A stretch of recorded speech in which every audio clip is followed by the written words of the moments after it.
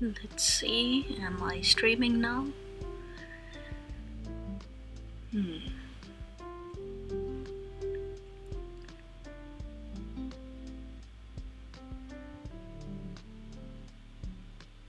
Yep, I do seem to be streaming.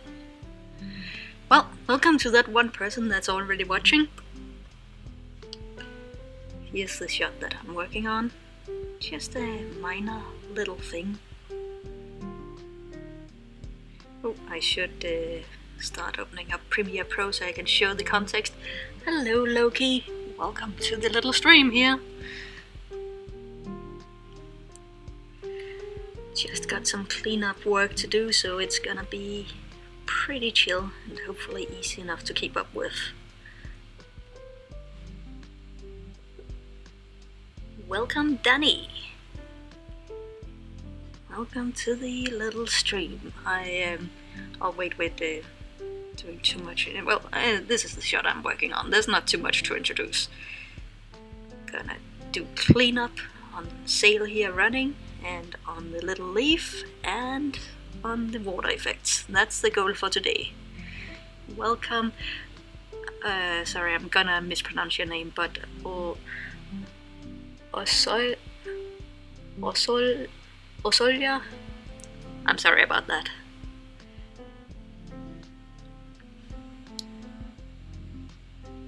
I just wanna load up Premiere Pro real quick, because, I mean, as always, this is a pretty short shot, so I just wanna show what the context of it is to you early birds coming in. So we're starting out the scene here. Let me just get it on, big screen. And then ooh, wow, laggy. That is really, really laggy. Well, we got sail jumping in here.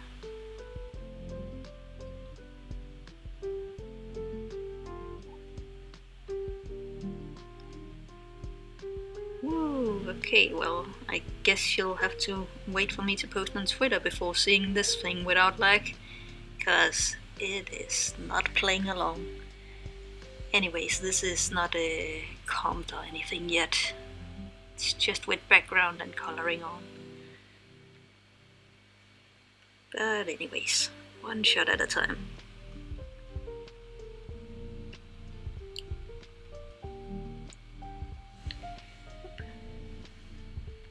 Alright, we got autosave on, because I'm working from my laptop right now, and it tends to crash TV Paint a whole lot, so I got autosave on every 5th minute. Will this be on Instagram too? No, I have not unlocked the secrets of Instagram streaming yet. I am happy that I even made this work. I took about an hour to get the audio set up right. But I do hope that the volumes are right now, because they certainly weren't last time I was trying to stream.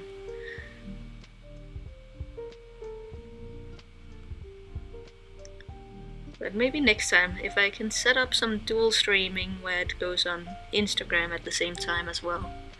Oh, but if you're talking about the shot, then yeah, I mean, I do tend to upload stuff. I do at least little bits of it. I'm not sure this particular shot will be up. Maybe it will, but it's such a short one that I mean, I got other stuff that I would rather show off, and I do like to leave a little bit that hasn't been seen for surprises.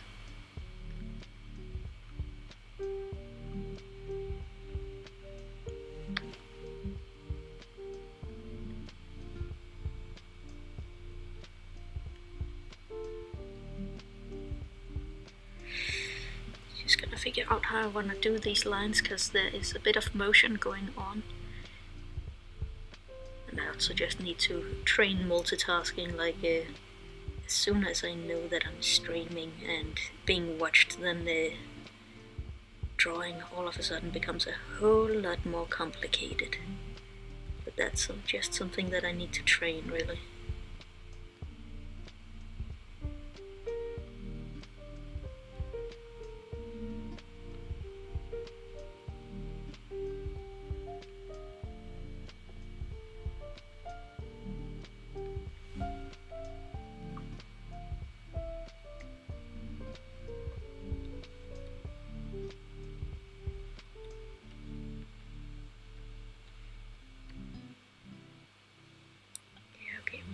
movement this way.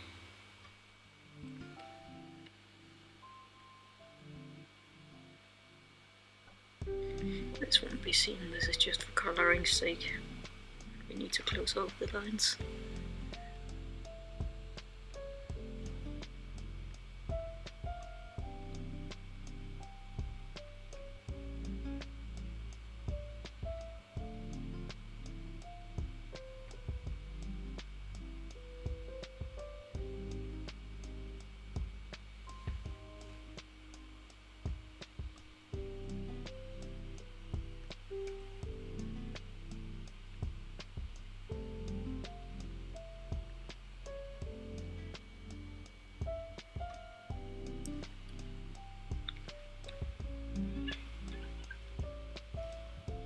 It's not a whole lot of shots when I get to do some of these more motiony lines. So there's a lot of stuff to kind of get a feel for here.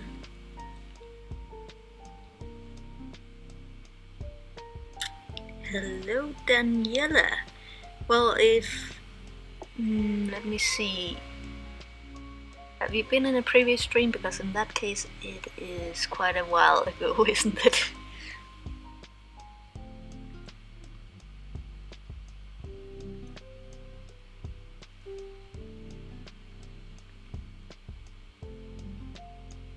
I do need to get better at just setting up and streaming here.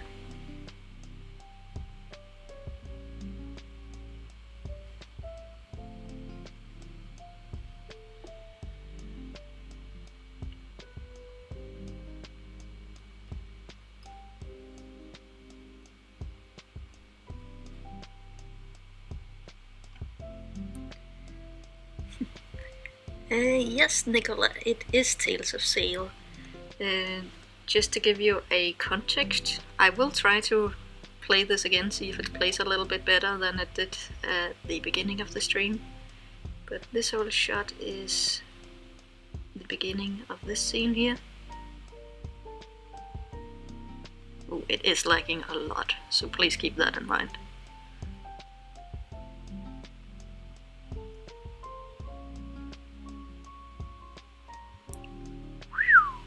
I guess when I'm streaming, Premiere Pro just has too hard of time. Well, I'll be uploading this on Twitter and Instagram once it's calmed and everything.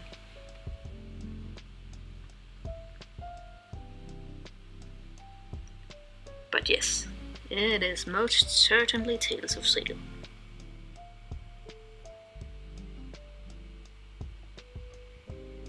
How am I today? Good. Yeah, I mean, it's been a bit of a...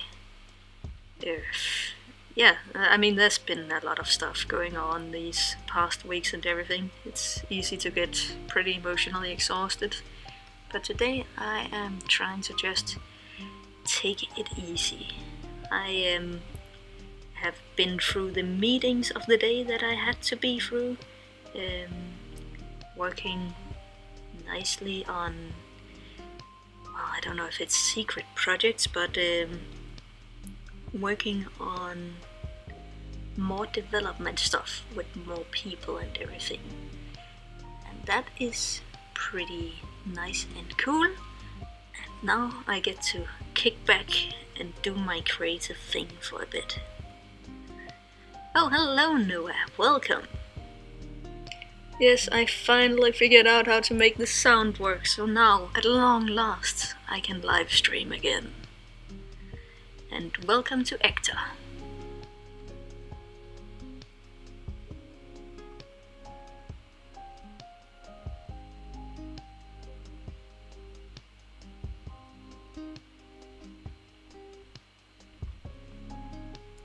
Oh, bye Loki, thanks for stopping in anyways.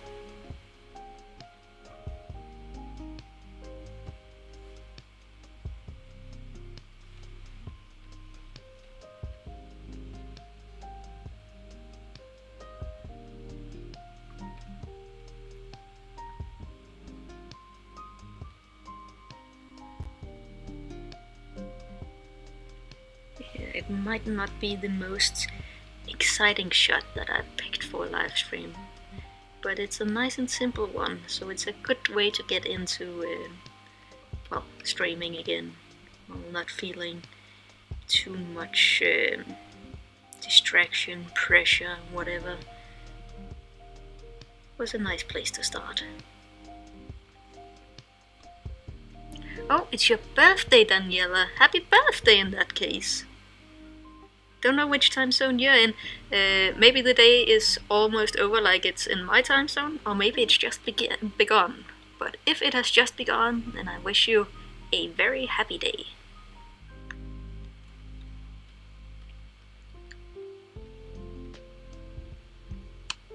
You know, I could just feel that it was somebody's birthday today, and that's the only reason I decided to stream.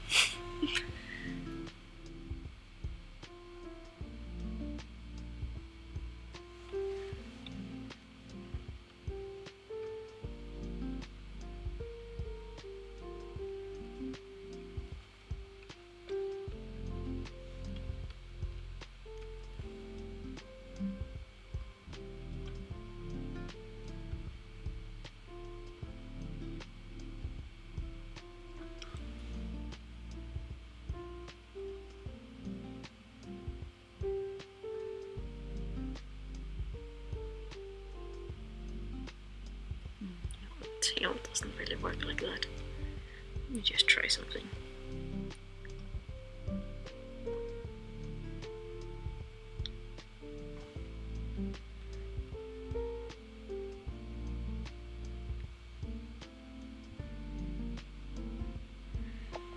Oh, let's see, what are you saying, Evokin? Haha, saw you on Twitch talking to people not in chat. Didn't see you on Picasso, so it must have been YouTube. Which one? Well, it's been a while since I was at Twitch, but I guess you must have a good memory because that has certainly happened at some point.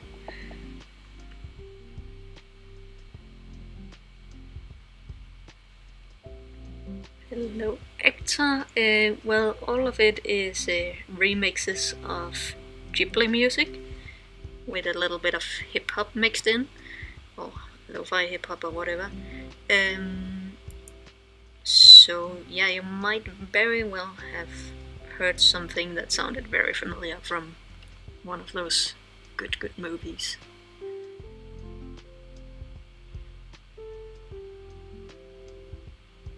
Ooh, 12 is a very good number. That's kind of around the age that I imagine Sale being, so extra happy birthday.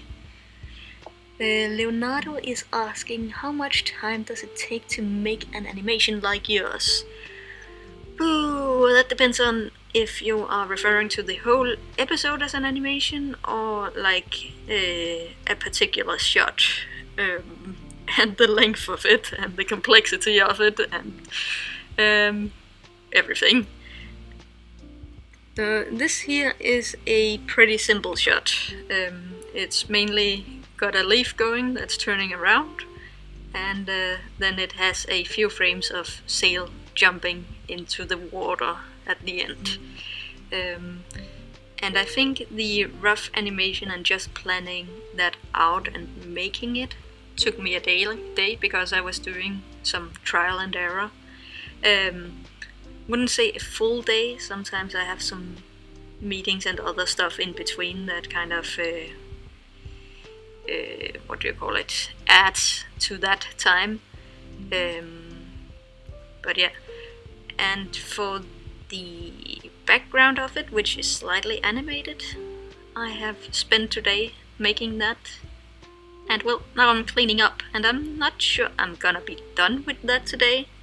But well, here's to hoping, but I think the leaf and the water might take a little bit of time. So all in all, a little over 2 days for this simple little shot. I don't like counting days and time. It's too discouraging when you're trying to make a nice bit of animation. I've started to care more about the final product than the time that's put into it. I think that's more interesting to work with. Because in the past I would put out like 4-minute animations in a month, which seems crazy to me now, but I was never really happy with the quality of the product. So I mean, I know I can do that, but I won't really be happy with what I put out in that way. So much rather spend the time it takes to do things right. Oop, let's see, I lost a little bit of text. You're literally streaming to Twitch, right? Oh, am I double streaming? Ha! I did not know that. Right, might be part of the lag on your computer. I did, yeah, okay, it's an old setup that I'm reusing, so I guess that's the case, but in that case I should jump over to Twitch also to be able to check the comments, because I have not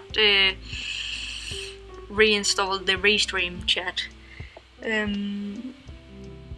Oh, a full chapter, for example. Okay, sorry, I read 2 questions at once. A full chapter, well, the first episode and the second episode each took me half a year. But this episode has taken much longer because, well, I went back and redid a lot of stuff. Now I gotta log into Twitch just to check what I'm actually streaming over there.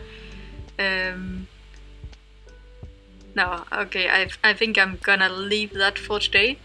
I am on YouTube. If anybody's hanging around and commenting on Twitch, I am very sorry, but I do not remember my password right now.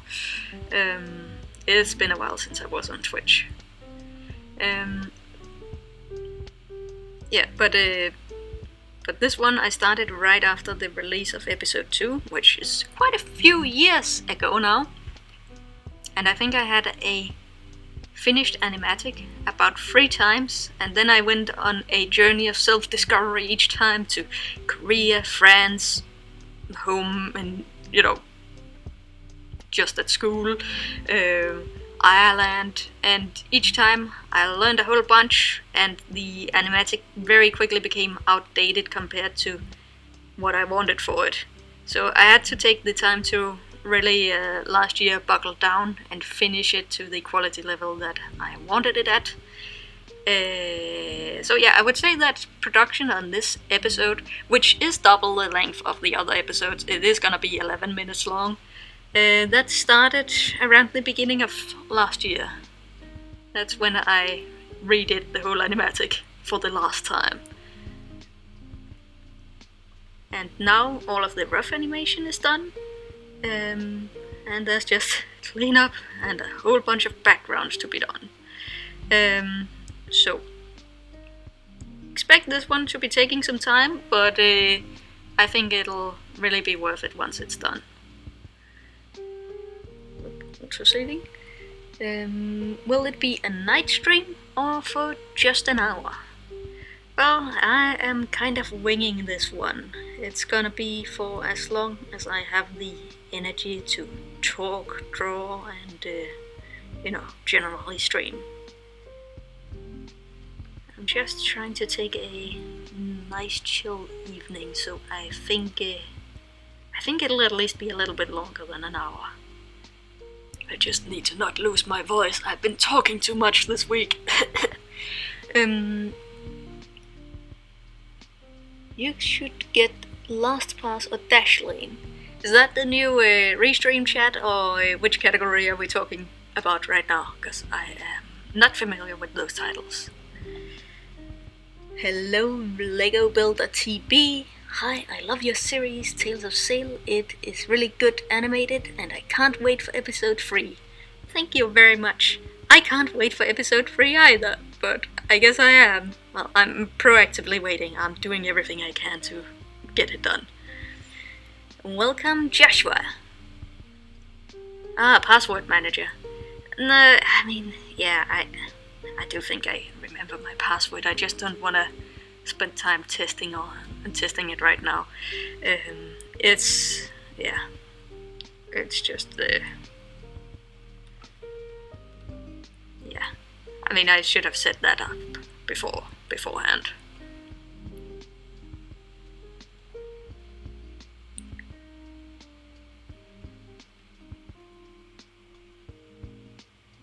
Do those password managers take monthly fee, or is it a one-time subscription, or like one-time purchase?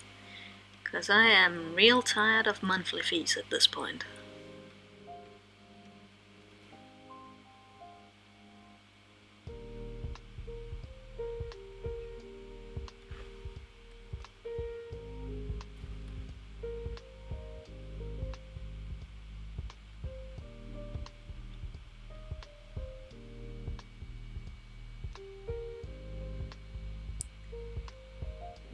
Nicola, how long did it take? How long did which take? This shot, or yeah, which one? Oh, LastPass is free. Okay, that's nice. Yeah, I should really get into those kinds of things. I'm just so old-fashioned.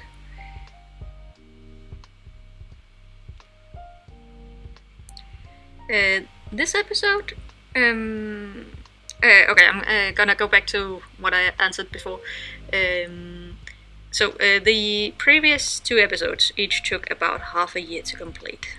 This episode, I jumped into a proper production where I redid the whole animatic and everything at the beginning of last year. And since then, I mean, there's been some hold-ups in between. I've actually been going around pitching this show as a TV adaptation of Tales of Sail, and that's been going pretty nicely.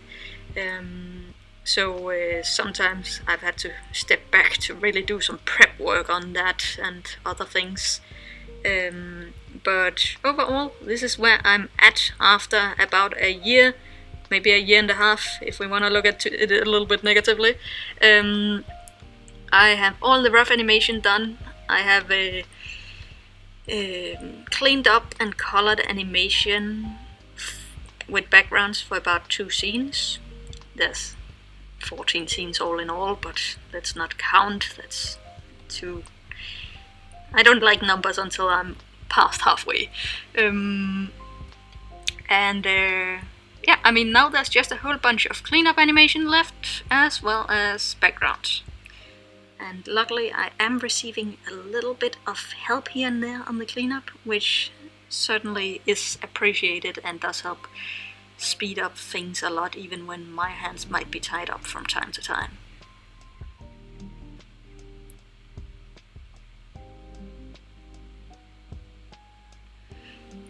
Daniela is asking, who's your favorite character?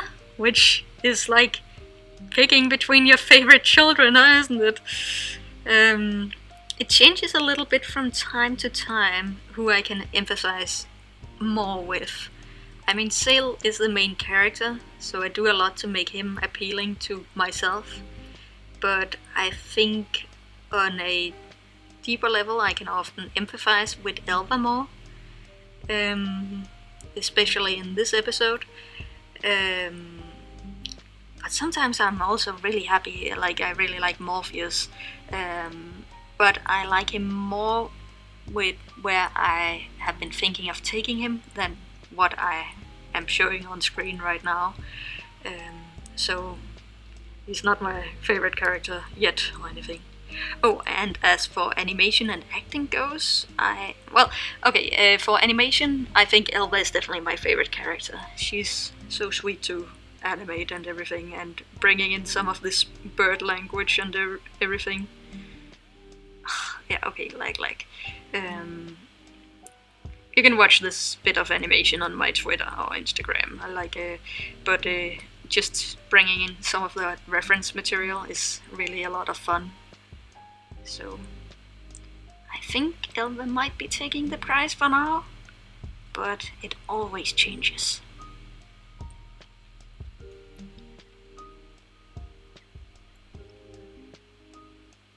Sesam is a whole lot fun to animate as well, though.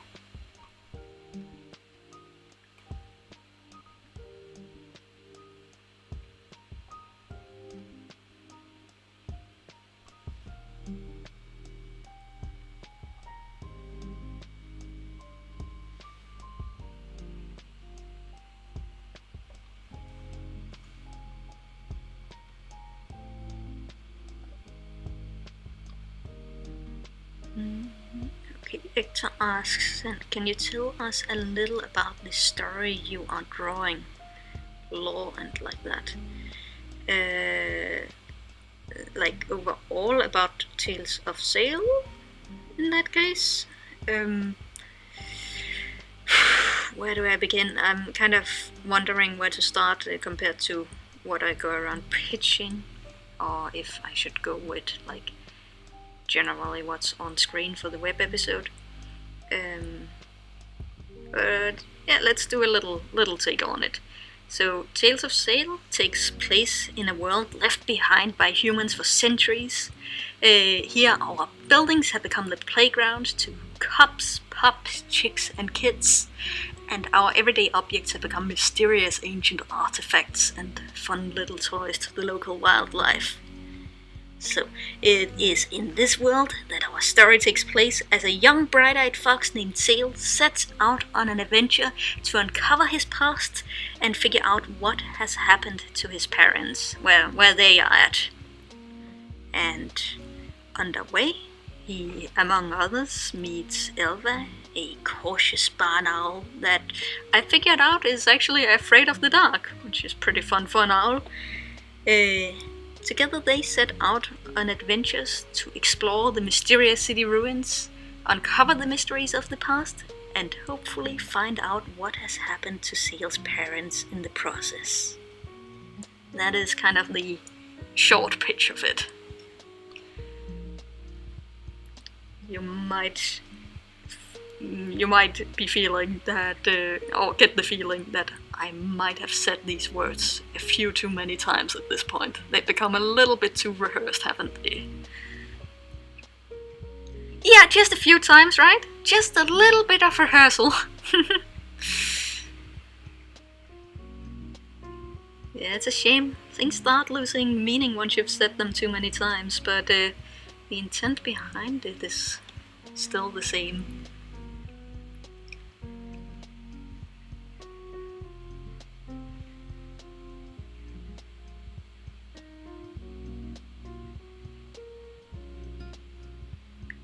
That description was beautiful, but fitting for a great animation, I suppose.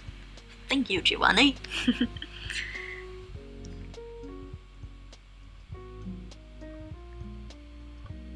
Oh yes, and Castle in the Sky music, that's a good one, isn't it? They have such recognizable melodies as well. It's really iconic, all of it. Hello, Mas Jakob, how's the weather? Well, right now it is just about after sunset. As far as I can see, it's cloudy now. But we've had a good bunch of sunshine today, and in general this week in Denmark, it's been really warm and nice. The only thing I could wish for is that this nice weather would, well, maybe, also be nice in the weekends, because so far we've had some really nice week weather, and then when the weekend comes around, it starts raining a lot. I was gonna go out and, go for a drive out in some of this Jutland nature, but right now my car battery actually went completely flat, so I need to get that fixed.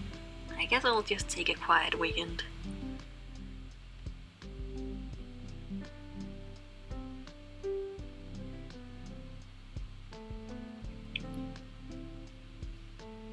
Thank you, Hector.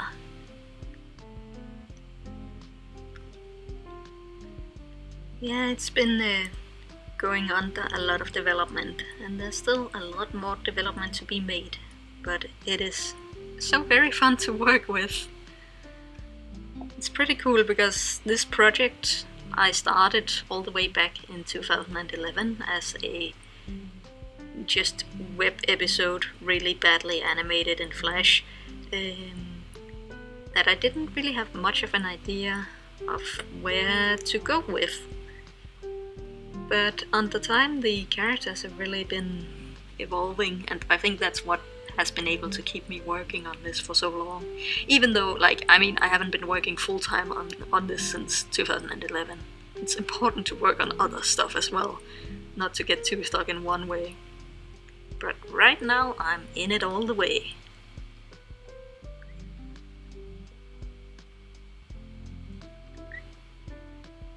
Thank you, Lime Rhyme! And welcome to the chat. I don't think I saw you previously in the chat. Or I guess welcome to the stream.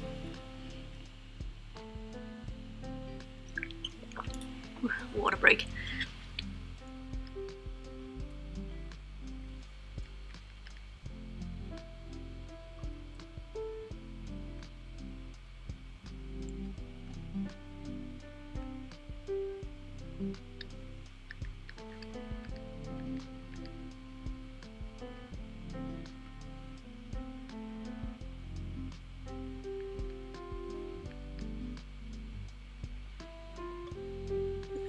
Sailor, he's my favorite character because he's so cute and his personality is so adorable.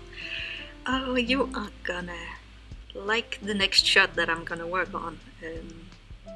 I'm really looking forward to doing cleanup on this one next, and I'm just playing it this way so it doesn't lag so much. Look at his cute smile. I love animating him as well.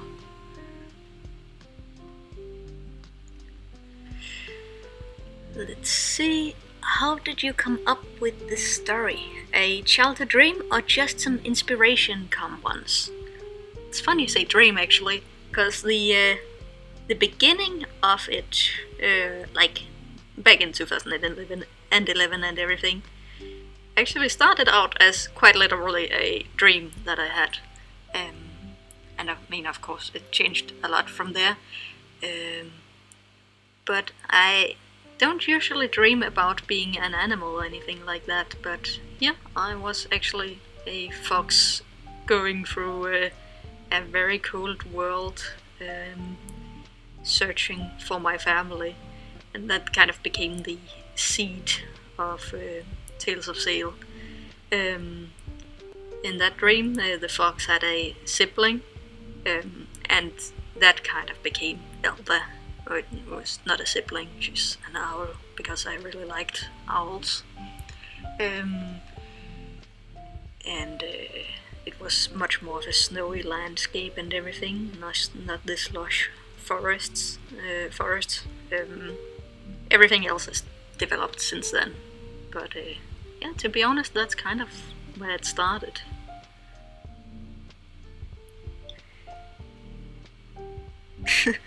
Sorry, Icy Moleulf.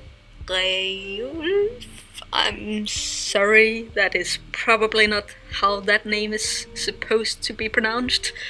Yes, sorry about the surprise stream. I just couldn't help it. I love surprising people. But it is also because I kind of wanted to see if this stream was working, and I didn't want to, do too big of a deal out of it. But at the same time, wow, okay, there's 18 people watching now. Thank you all for joining.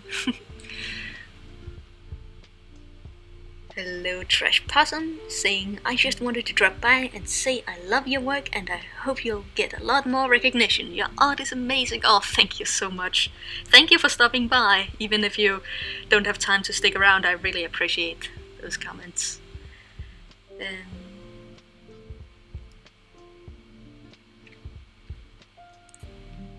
Yeah, I'm really curious about how your name is pronounced now, actually.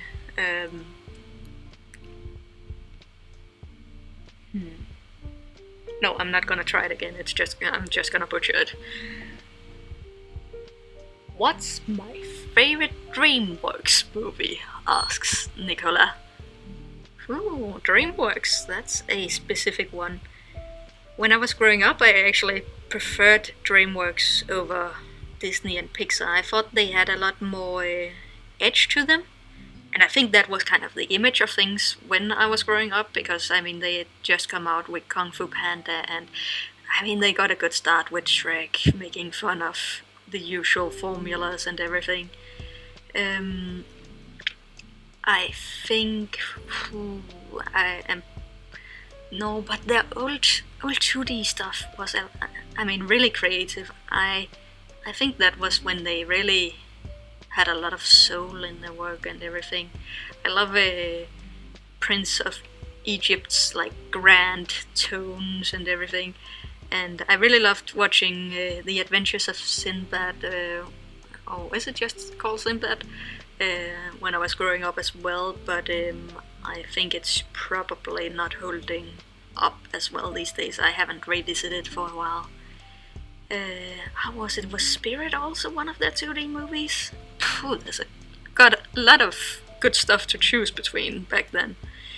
In terms of design, I think that the Kung Fu Panda movies, as well as How to Train Your Dragon, is really up there, especially if you look at the art books. Those are pretty amazing. Yeah, no, but right now I think a personal favorite of mine is Prince of Egypt. There's some really beautiful scenes in that one.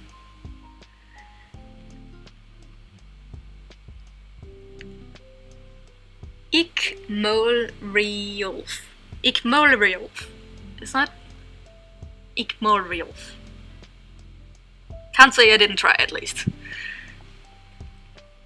Yeah, the 2D animations are so good right now. What's your guys' favorites? If you could pick from the whole DreamWorks roster. Oh, bye Daniela. No problem, thank you for stopping by.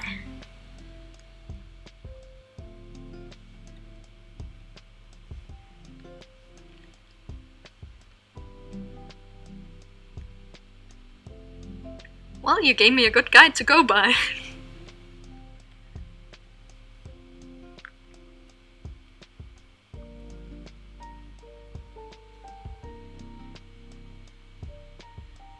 Evokin says, finally found the pen for my drawing tablet. Doesn't help it's pure black on a black table covered with black power cables. No, that certainly does make it difficult to spot. So you're gonna get to some drawing as well? Good on you. Hello, LeFlip. No, you're right on time. I am just, well, drawing and drawing, and talking and talking. You are certainly not at the end of the stream. I'm having a cozy time so far.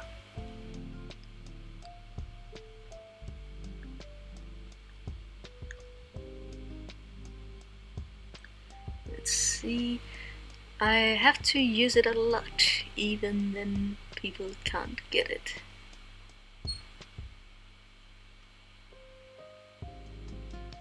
Yeah.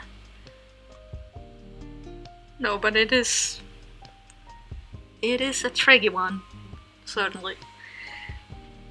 Noah says, it's fun you mentioned Sinbad, cause that was one of my favorites as well. Really love Iris. The animation, the soundtrack, pure goodness. Oh, I should listen to the soundtrack again. Actually, in general, I should watch it again. I'm just afraid of, how the 3D elements are holding up. But I mean, I can be forgiving for the time and everything. And even then, I feel like it's probably not the worst. They did do some good stuff.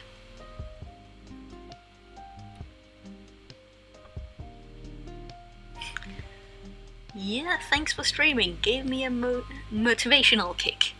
Good on you, Noah. Get back to to your project and work on it. I want to see that storyboard.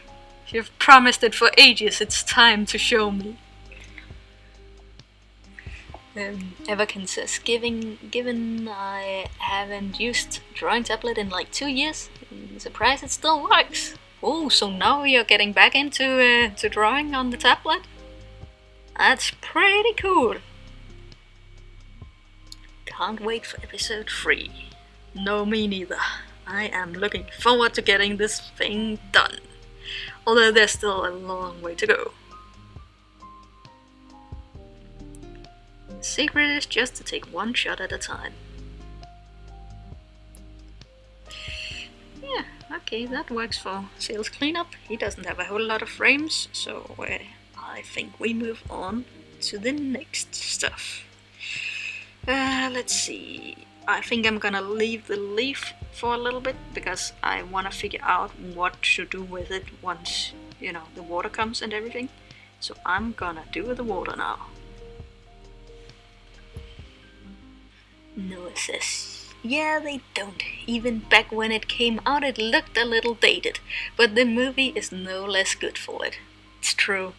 I do dread to see the iceberg again, but I think the rest of it is well animated, and I mean, even if the 3D is outdated, it's probably still well animated. There was some really nice energy to those early DreamWorks movies.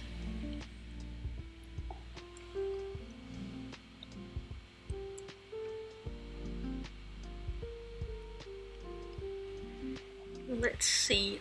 Orange Pinecone is asking, hey, how's life as an animator in Denmark? Like, what kind of work do you usually have to do, and how long do you work for?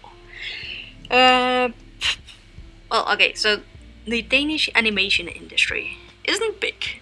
You can probably ask Noah here in the chat more about how it is to work as an animator in Denmark than me. I graduated last year from the animation workshop, but since then I've actually taken the time off to work on this project, both on working on a TV series adaptation pitch, as well as to finish what I've started with this web episode. So I have mostly, like, the animation work that I've done has been outside of Denmark, and other than that, it has been, my own employment work. But the general thing that I can say is that, well, it doesn't seem like animation, working as an animator in Denmark, is super well paid, especially if you compare it to like a country like France. There's not as much work either, so people can usually have some downtime between jobs if they want to stick around in Denmark.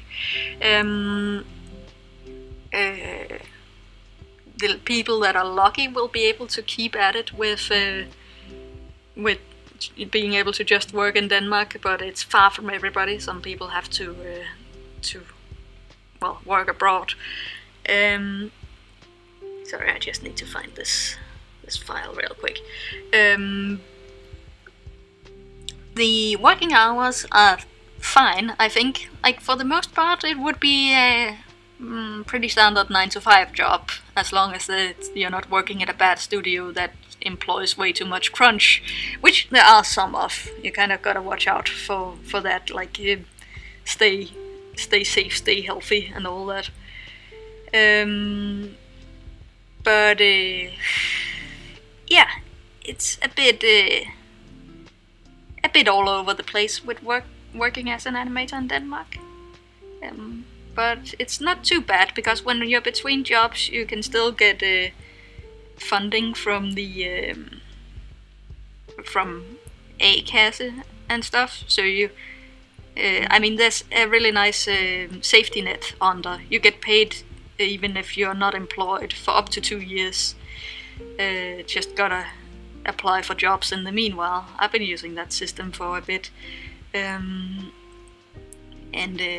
yeah, there's enough to keep you going at least, even if you're between jobs. Let's see, Evokin. Sadly, I never really started. I more or less need to teach myself to draw and knowing some of what goes into animation. I just keep freezing and putting it off. Oh, I can relate to that. I've been through the same thing trying to learn the ukulele. I mean, if that counts. I think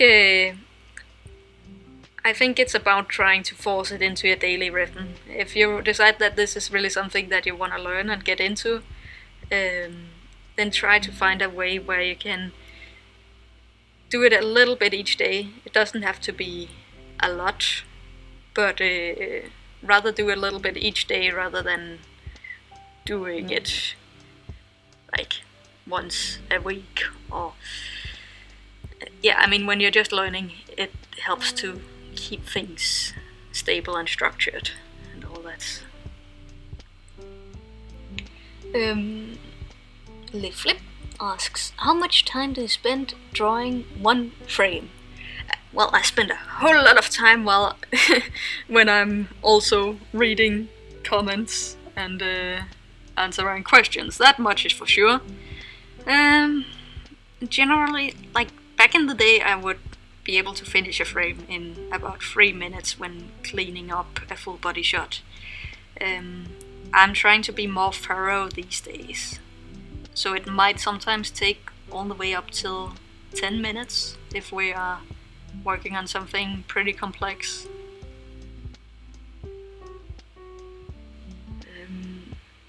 Let's see, let me think of significant animation from Denmark, other than your stuff, of course. Does the Lego Movie count? Nope, that was not produced in Denmark. It's just a property, well, Lego owns Lego, of course, but the whole production is a Hollywood thing.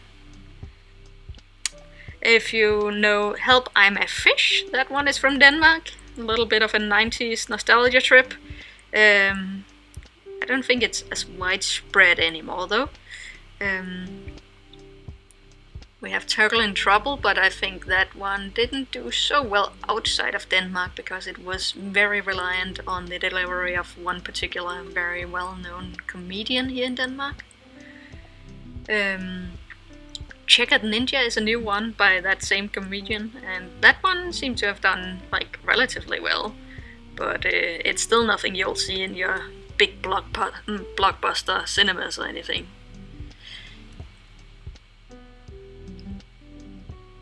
The Flip says, it's kind of sad to me that you do all these cool and impressive animations that take a bunch of time, but still your channel is still small.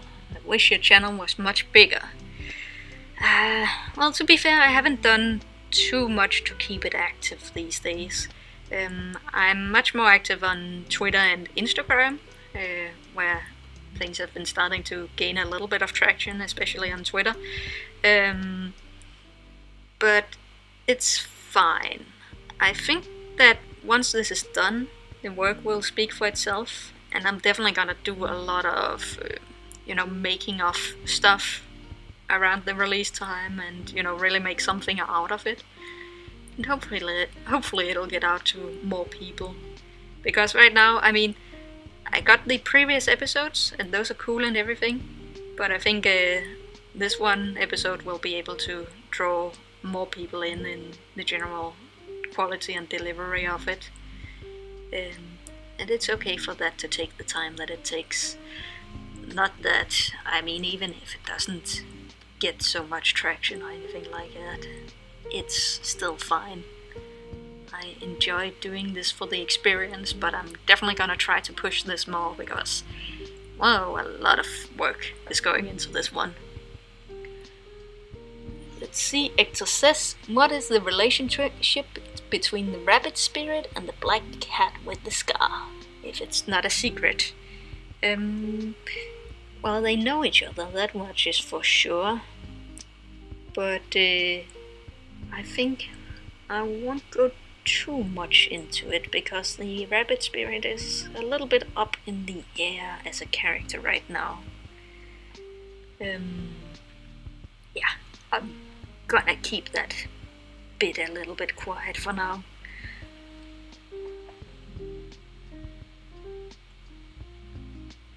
Noah says, yeah, I think Help, I'm a Fish is the biggest and most well-known Danish animation film. Yeah, I think so too. Like, unless Valhalla is, I guess that got out a bit around its time. But yeah. I need to drink some water. My throat is getting way too worked up from allergies this week as well.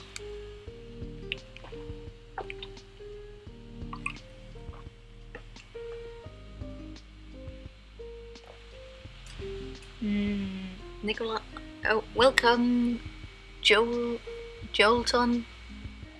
Welcome to the stream. Thank you for joining. Nicola asks, do you like Toothless Dragon? I wonder if you are talking about Toothless the dragon from How to Train Your Dragon. I really like its design. I like it more in the drawn form than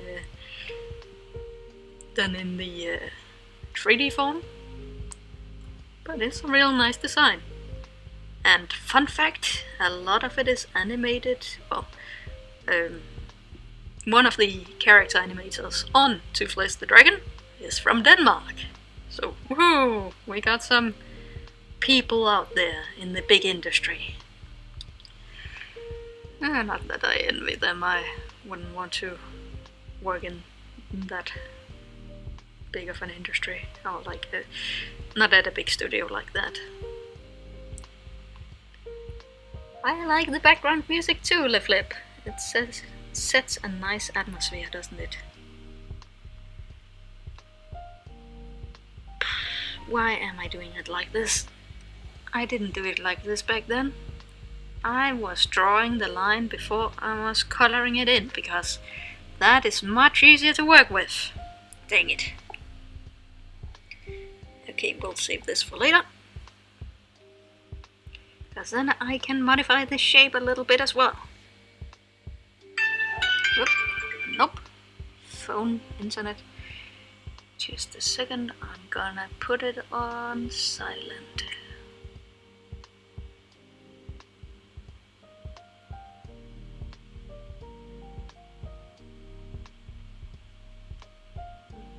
One second.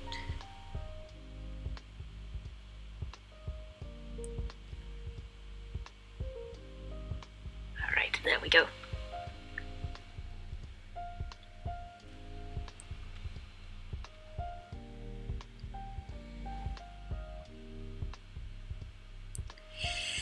Let's see. Yeah, we don't have a lot of frames to work with here, so we're really gonna need to get a lot of that movement in there. But it's starting from pretty down there, so I feel like we gotta bring some of the down elements further down. Let's see. One of Toothless animators is Danish. Lego had better watch out. Their title for the most significant thing from Denmark has some competition. I mean, we have some pretty cool animators out there. They're just low profile, but I think there was at least one Danish animator on Klaus as well, like the Christmas movie from Sergio Pablo. And yeah, there's some cool people out there. I mean, we do have a pretty awesome animation school here, so there's bound to be some representation out there from Danish people in the bigger animation industry.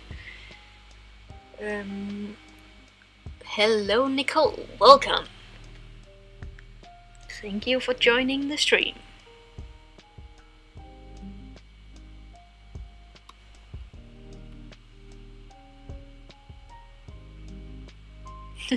Represent. Yes.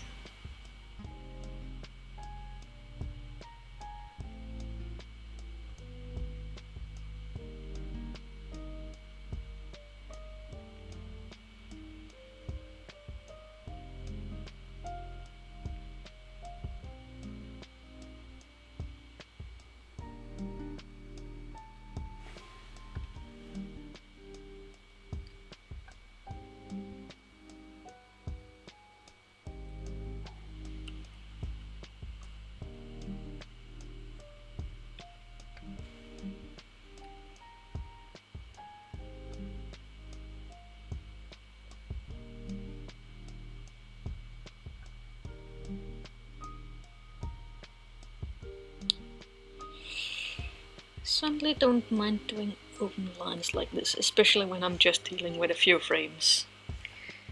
It's a whole other venue when working with some of these longer bits of animation, where I did do open lines as well, because this is a very light scene and I kind of wanted to experiment with that. Doesn't read too much, probably wasn't worth the trouble, but yeah.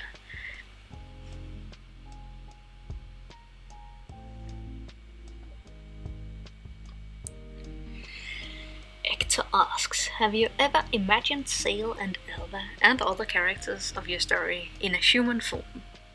Ooh, yes, I have actually, but I don't think I have any specific drawings of it.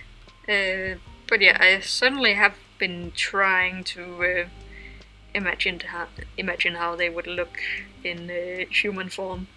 My image of them has changed a little bit over time, but it is fun, and it's also a nice way to kind of get a feeling for the characters in a language that's more familiar to us humans.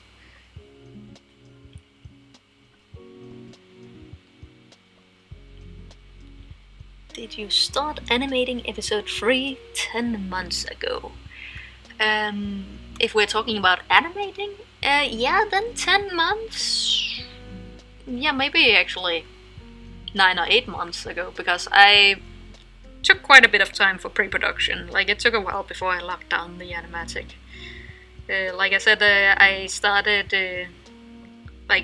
fresh on this episode around the beginning of last year, like around February, either February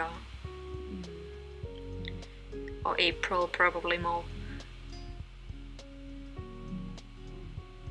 That's when I redid the whole animatic, and also reworked a lot of the designs. Let me just get something loaded up here just to show a little bit of it.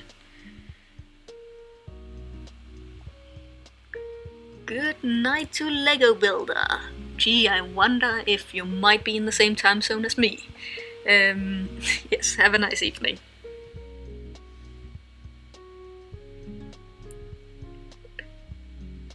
This is secret stuff. Let me just show you in the right direction. It's just gotta load a little bit.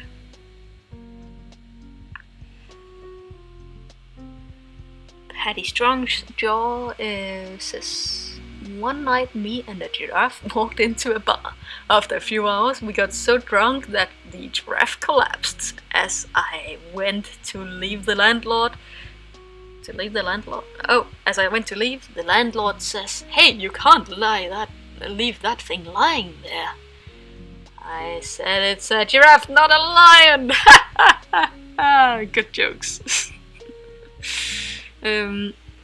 Okay, yeah, no, what I wanted to show was just that I reworked the designs a lot from what they were in the previous episodes. Like, if you're familiar with that, with those, you might remember that the designs weren't super defined. They changed a lot from each shot. But here I went through the animatic and drew all the important key poses, and kind of have been using those as a base to keep things consistent in all the shots. And I've gotten a lot better at drawing on model from that as well. It's a bit of animal reference as well. We got plenty of research done. Look at how an owl looks without its feathers. It's such a scary alien. Okay, but that's just what I wanted to show. Back to the animation! If I'm allowed. Oh, it's auto-saving again.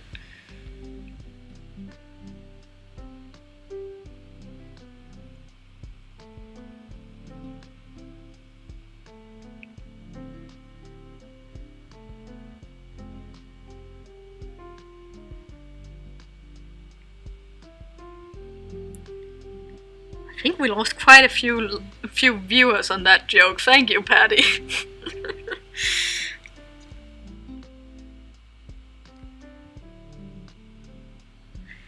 Oh, that's fun.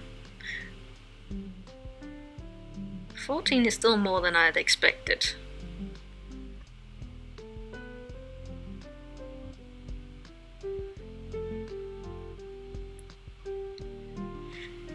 Nicola is asking, what's your favorite Pokemon?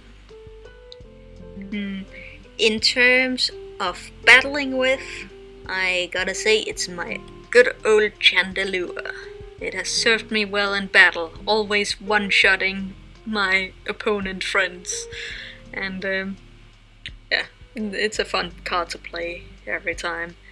In terms of design, I have always been an Umbreon fan, although I think that Growlithe and Arcanine is also coming pretty close. Never really enjoyed battling with those though.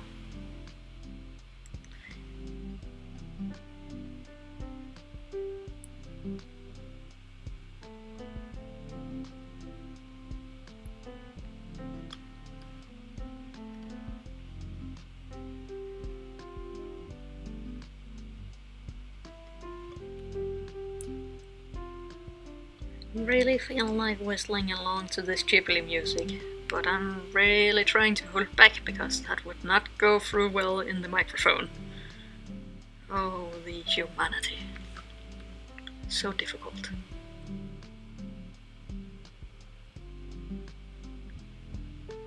You know, one tool flip, one you wanna tell?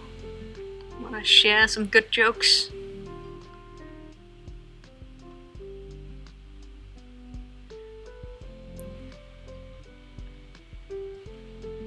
If you went a whole day in a well, can you say it was well spent? Well.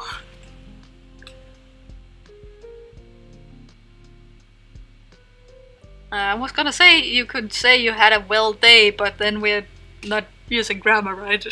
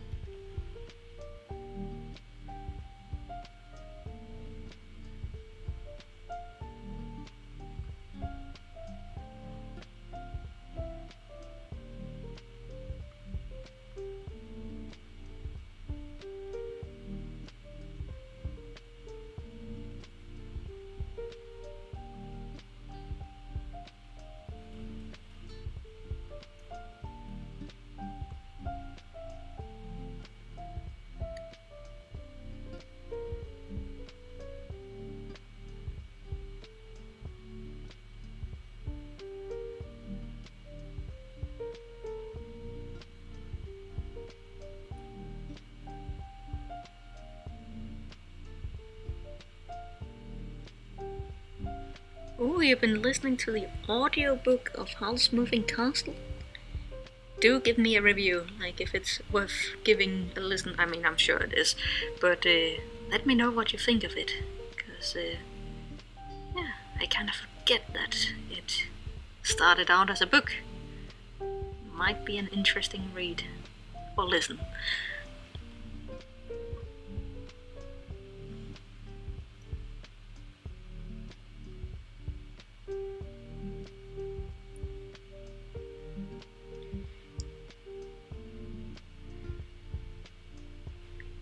If you had the opportunity, what animal would you be in Tales of Sail?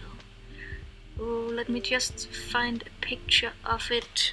What is it called?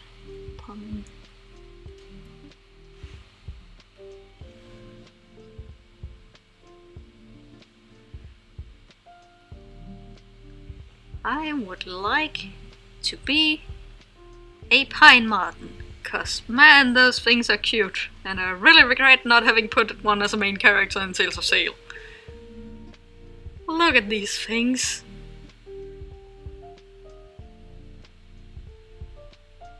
Yeah, some are cuter than others, some are a little bit scary, but let's just keep to these pictures.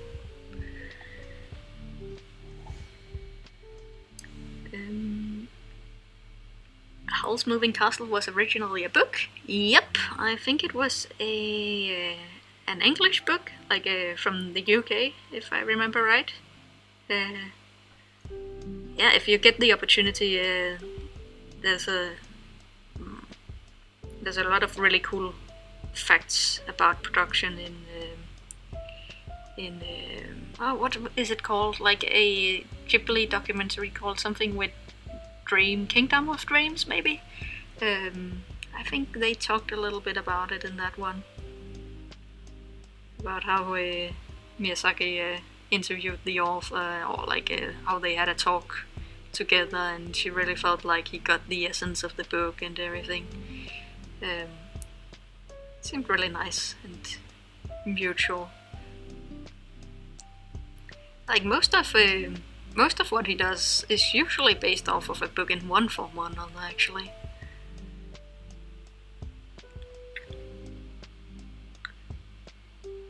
Well, I say most of. Let me just find another example. Which one was I thinking about? What was the other one? European inspired. Well, Ayeti was definitely based off of, well, the Burrows. But, I mean, he didn't direct that one in particular. Anyways.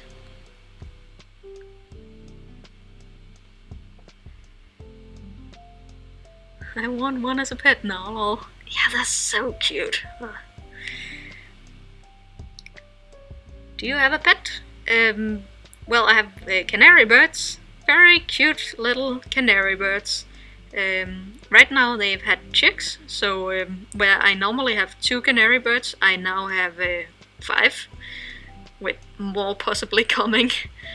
And I mean, in these times, particularly when working from home and everything, they're really, really entertaining to look at and see. They usually, I mean, they're flying around freely in my room, so they usually jump on top of me and everything when I'm waking up in the morning, and they're very cute, just exploring and going around. The author is Diana Wynne Jones. She's a Brit. Yep. Thank you for clarifying. That's very different. Well, it'll be curious to hear. I've right now cancelled my Audible subscription because I had that lying around for way too long. But at some point I guess I'll be back. There's always more stuff to listen to. You have budgies. Well, those are quite a bit more interactive, I think, well, depending on if they're tame or not. They're very cute. I think if I had a more stable everyday, then I would have budgies too. But they do need a lot of socialization and everything. And there are times when I'm not home for long stretches of time. The canaries, they don't care. They're fine as long as they got food, then they're happy. And as long as they can spread their wings and everything. So they're much easier to have around for an unpredictable everyday.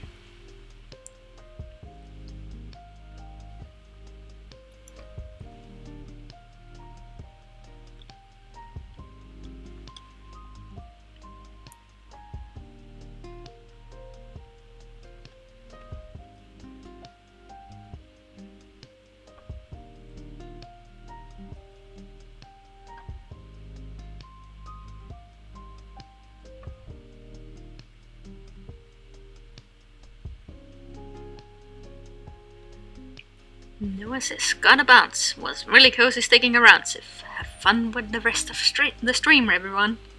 Thank you for stopping by, Noah.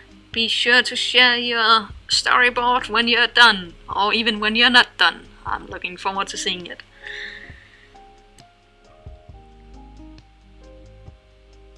You all have cool pets like birds, but here I am with a dog that gets sad when I tell him to roll over. Oh, I would really love a dog though, especially these days. I was actually looking around for apartments where you could have pets, because I am soon gonna have to move out of the artist residency that I have right now.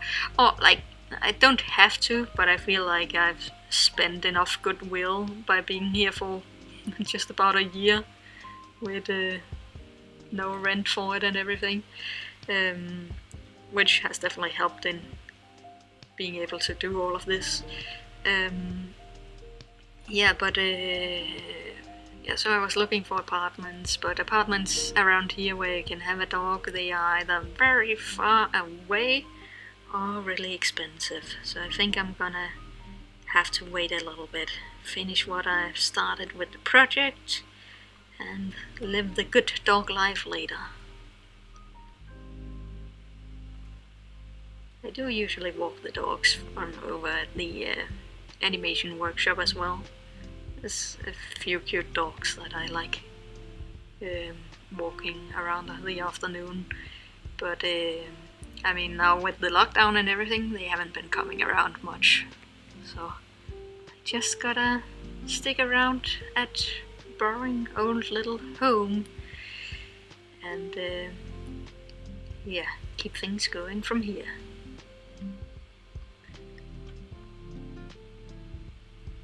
Is there a chance you will invite voice actors to the conversational stream, like Honeycast? I don't know about Honeycast. Is that somebody else that streams with the voice actors, or? Yeah, I mean, I would definitely be up for inviting them and everything. I'm more. I feel like I have streamed with them at one point. I guess the main thing is that I'm just a shy person that has a hard time inviting people and pushing for those kinds of things. Another thing is just that I get the impression that they might not want to, but I don't know. Maybe I'm just putting stuff onto others. I think once the release comes around for the episode and everything, I would definitely invite anybody that has helped on Tales of Sail in any way to join for some streams and everything. We really gotta make an event out of it around that time.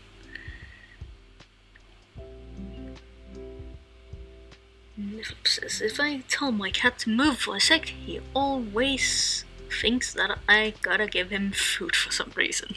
Ooh, have you been spoiling your cat, or is he just very food attracted?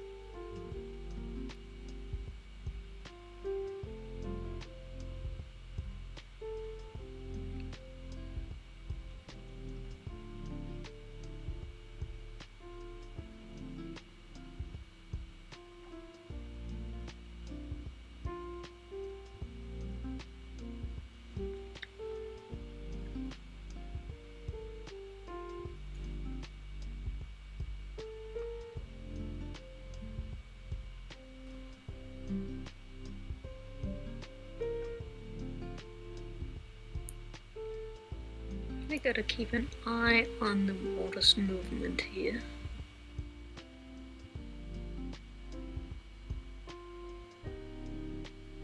Some parts need to move up, while other parts need to move down. But right now we're only at the second frame, so most stuff needs to move up. But it has less power and rigidity to it than in the first frame, of course, because it's starting to slow down its momentum.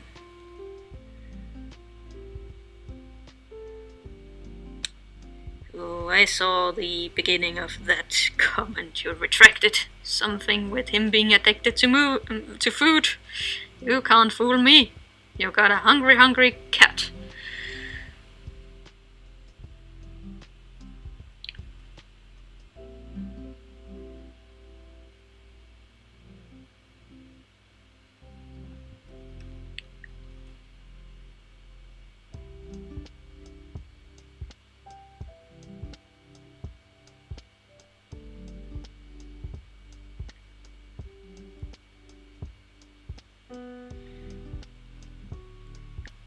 Do you like animals or reptiles or insects?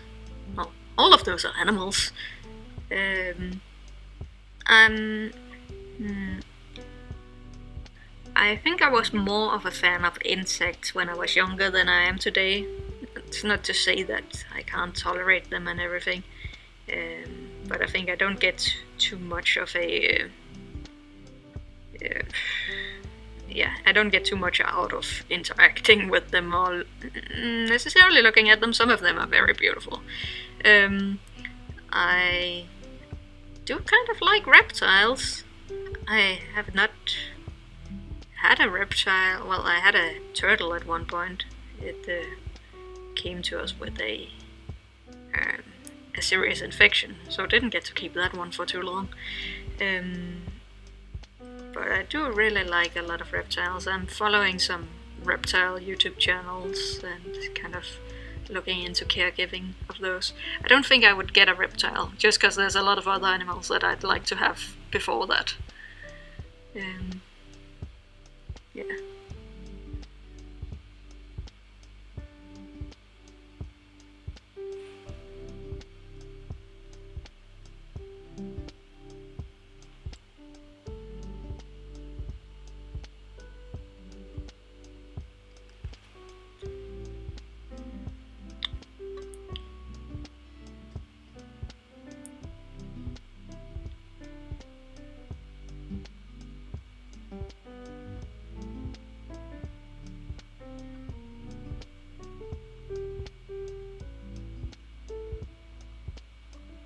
This is where the water starts collapsing a bit.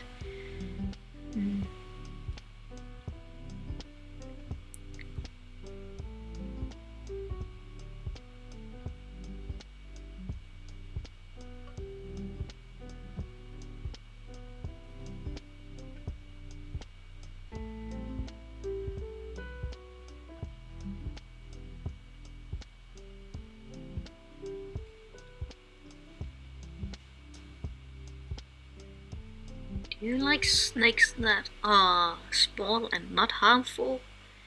Yeah, I mean, I don't mind them big either, like the constrictor snakes that can be handled and everything are just fine as well. But yeah, not harmful is a good starting point. I don't like animals that are harmful so much. I mean, I don't want them to disappear from the face of the earth, of course, but I don't need to interact with them. I live in good old Denmark, where the scariest thing there is a snake that killed somebody back in the 1930s last time. And those are very, very rare.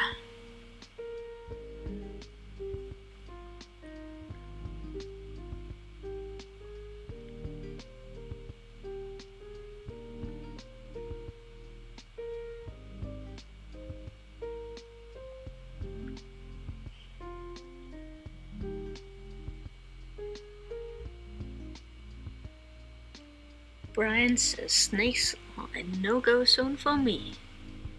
That's fair enough. I think a lot have an instinctual fear of those kinds of things. And if you've ever been exposed or lived somewhere where there are actually dangerous snakes and everything, then I can certainly understand that a lot.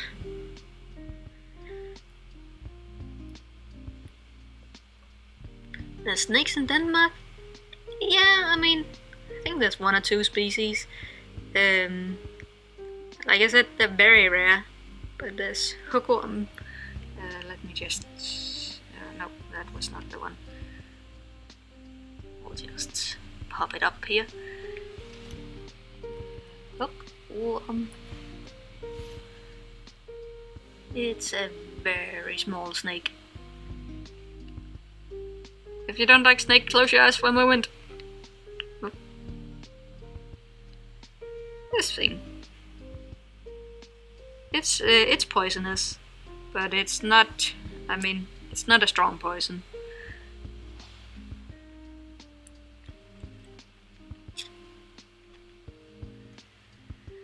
Brian asks, how do you decide timing of your animation?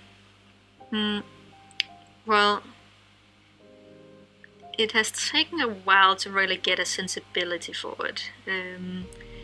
Usually I have to make it quicker than what I think I should make it, because when you've worked hard on a frame, you want it to be seen, and you kind of start making them way longer than they should be, actually. Or that's at least how it went for me. Now I kind of try to time it out a bit. Like, I already have a pretty solid base to work from, because I timed out a lot of the key motions in the animatic. And now, well, I mean, it depends on what's moving around and everything. Let me just go over to this one. This one wasn't actually animated by me, but I've cleaned it up and made a few adjustments. So I would always...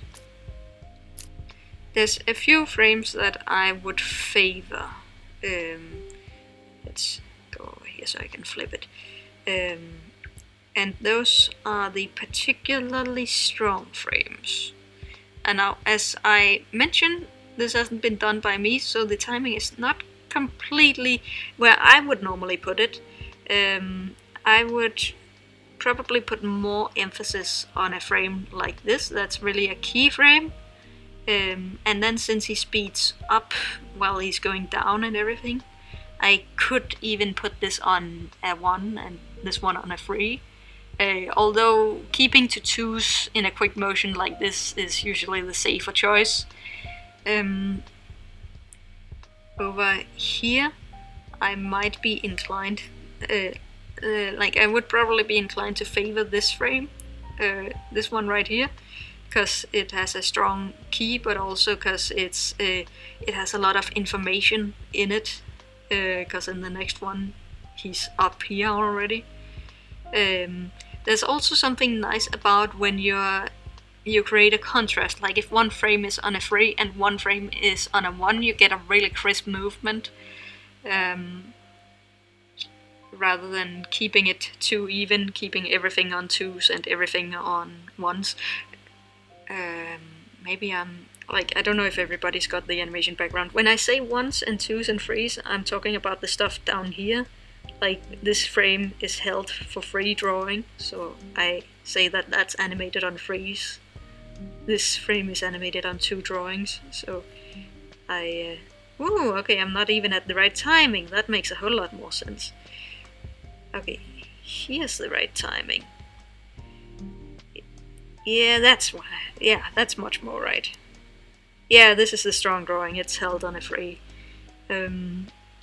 Because one thing is about how natural the motion feels, another thing is about which frames you want the viewer to register.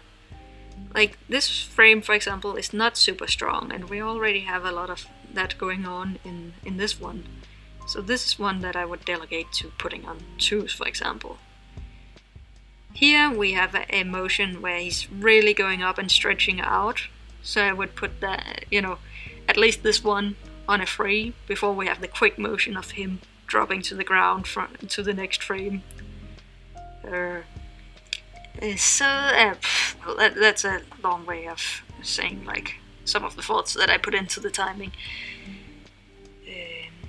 Yeah, it's kept on 2s. In the beginning I had this first frame on 3s, but it felt a little bit too stock for too long. And since there's a lot of motion blur on the whole thing, because there's it's very close to the camera and everything, this is not the type of things that I would put on 3s or hold any longer than 2 frames, because it's something you're supposed to feel, not something you're supposed to necessarily see. So that's a little bit about picking the timing.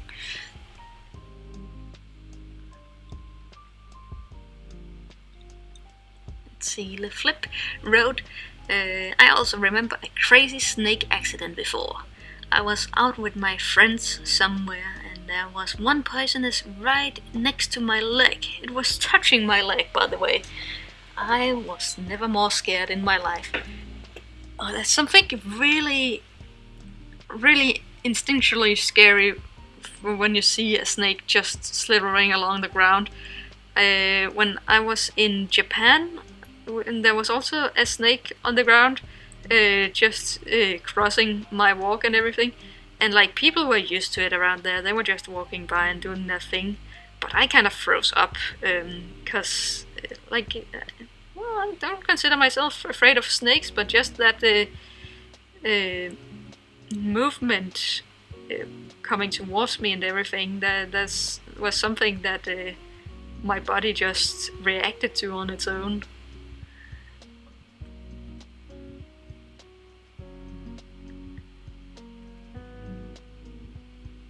So yeah, I can understand that scare as well.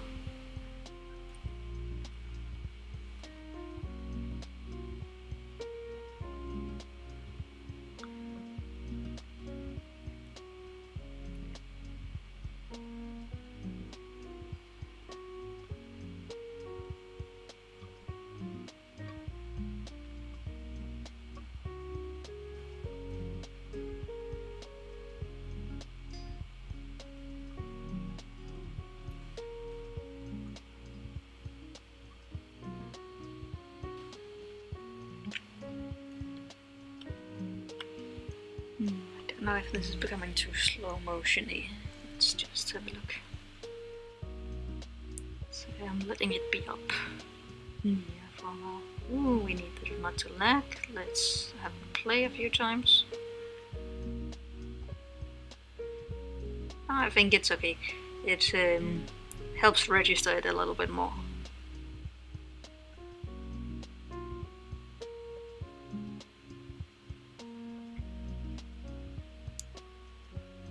We can also just have it play from here, just to be sure.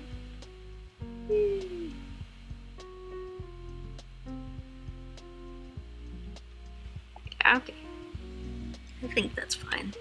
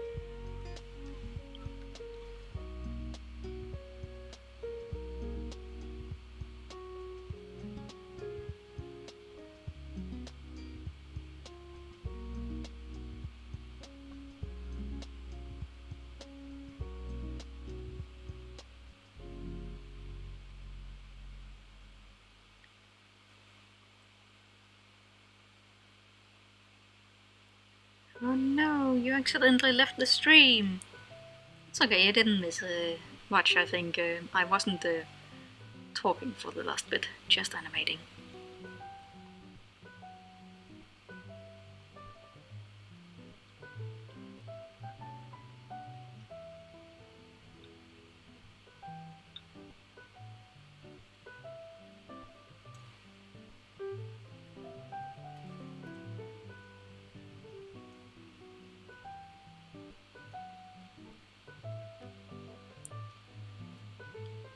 See, Brian says my internship was at a company, and at that time they were digging up trenches for oil pipes.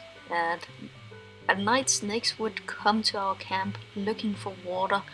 1 or 2 people used to be rushed to the ER weekly. Oh my god. Where are you from? Are you in Australia? Because there's a lot of scary snakes in Australia. I mean, there's a lot of scary snakes in a lot of places as well. Oof. That does sound really, really bad. Palette Cleanser, Hector asks, how did you decide to become an animator? I did not decide to become an animator, the animator chose me. No, but it kind of came naturally. I started out by doing... I always liked drawing and all that stuff, that's a good start. I started out just playing around with doing little fan animations of anime on the internet, and got a lot of nice output out of that. Then I started having an ambition to do original stuff. And I wouldn't necessarily call myself an animator at that point, but I was making animations one way or another. And then, it kind of seemed natural when that time came around to go for an education that was focused towards this, where I could maybe get to direct or create other original animations like I already did and really enjoyed doing. So, first I had to go through a visual HF, getting the education that I needed, but after that I could apply for the animation workshop, and the rest is history. That is how I got into animation in the very broad strokes. Thank you, Wolf Guy. I am indeed back. Actually, I never left. I've been active on Twitter and Instagram, just not so much on YouTube.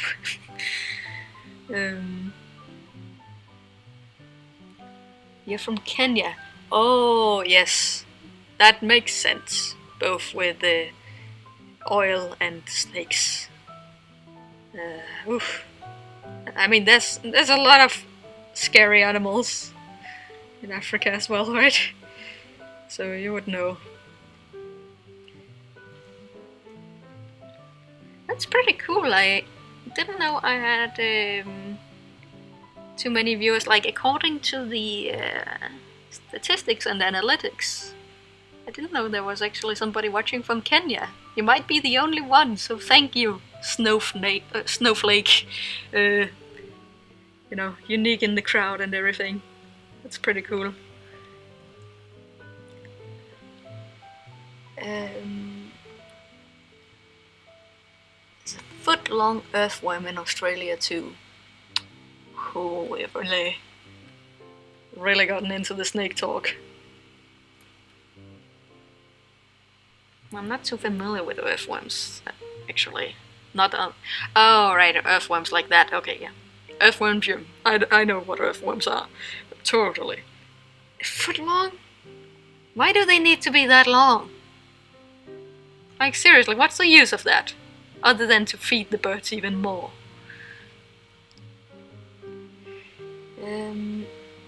Master Marshlander asks, what are some limitations to TV Paint that you wish weren't there? One is that when you rotate something, like this, you lose a lot of quality in the line. That sort of thing doesn't happen with vector-based programs. This is a bitmap-based program. And you can get away with it a couple of times, especially if you got a textured line like I have here that's already pretty soft. It's mostly soft because I'm working in a big brush right now because it's very close by. But as soon as we're looking for, a bit of a sharp picture and everything, it gets... you can't really get away with rotating and changing the size of things and everything, because it's gonna show up, especially when you start coloring. So I really wish that would be fixed, especially since, Photoshop is bitmap based as well, at least for the most part, and they are able to make it look pretty decent when you rotate, not losing too much quality. It does really feel like something that should be optimized. But I think they have good reasons. It sounds like they have good reasons. I just wish they would find ways to do something about it still. That's a limitation, I think. Other than that, for my current workflow, I don't miss so much. For a more general, effective TV series pipeline, there's a lot of functions that Toon Boom has in terms of being able to make a library with drawings and kind of bring already established models and faces and mouths and all that sort of stuff into the animation. That's not to say it has to be puppet animation, but sometimes it can just make stuff more effective. Oh, whoa, wild. Yeah, it's a bit of a shame that it's that way.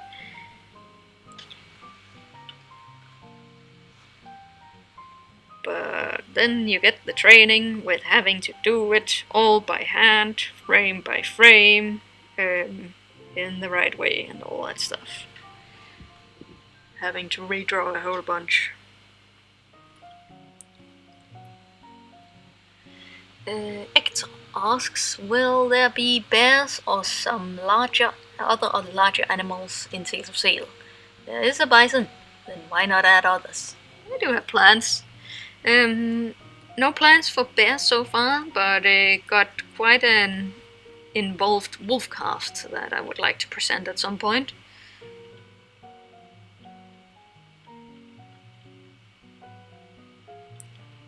A bison is pretty much as big as you can get, unless we start talking about whales, or elephants and stuff.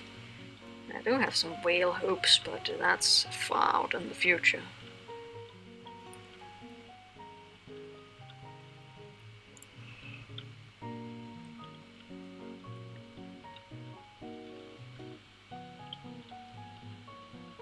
Let's see, Brian says, I have been playing with Blender with the 2D animation interface.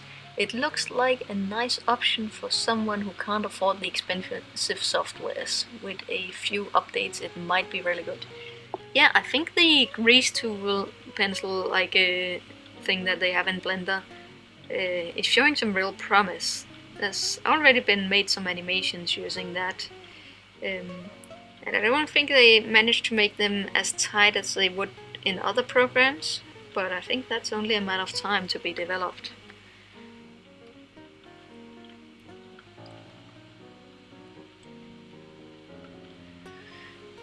Evokin says there's a free drawing program called Krita that got animation capabilities a few updates ago. Ooh, so we do have some free options there. Will the third episode be the last one, or will there be more episodes? Oh, that's a big question, isn't it? I am working towards making this episode going out with a bang and everything, because I don't think I can produce all the episodes that I want to produce in a sustainable manner. But that's also why I am starting to focus on developing this as a TV series pitch. And I do actually, I've made some very real strides on that. I mean, of course, nothing's ever guaranteed and everything, but it's going just about as right as it could be going.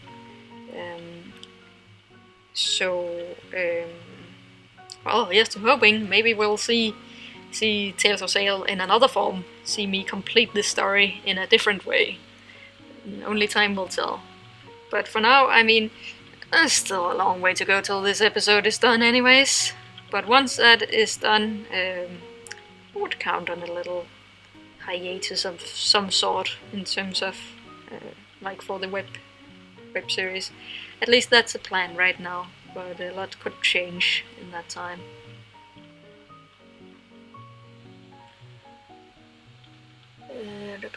Let's see.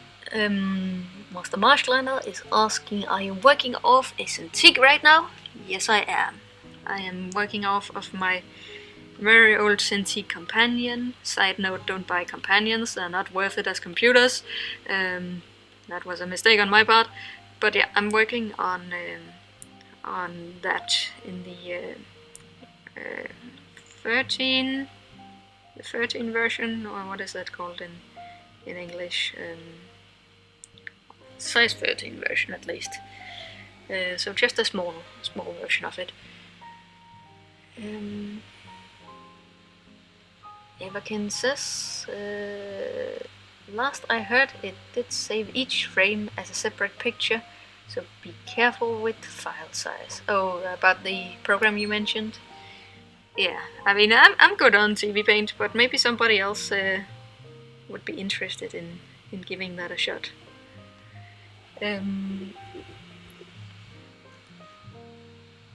John says, remember seeing this a few years ago and thinking, well, this is the best amateur voice acting on YouTube. Oh, thank you. I will try to convey that to the voice actors. They're doing a really nice job.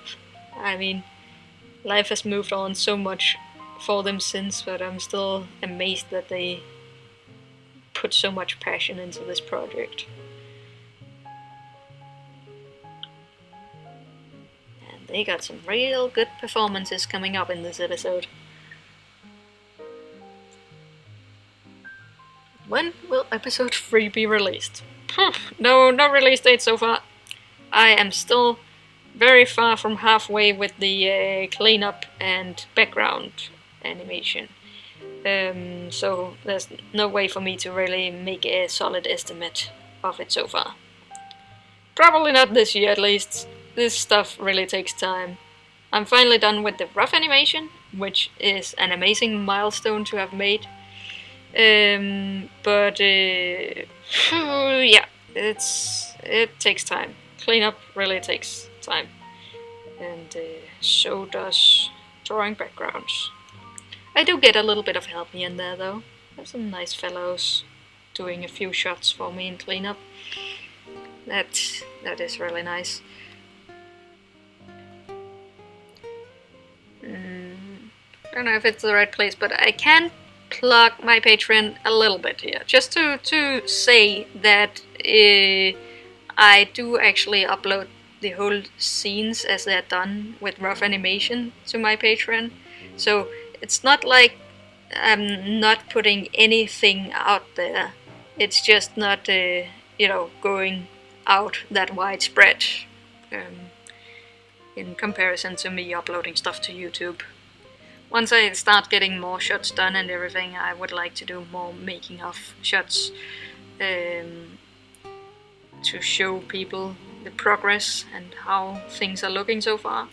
But right now I don't have my usual workstation either, because it's under lockdown because of Corona and everything. So I am waiting to get to a computer where I can set up a more where I can return to my old Premiere Pro edit and After Effects files. That kind of the computer that has the capacity for that and the room for all those files. That one I do not have access to right now. So I am not able to make those making ofs right now anyways.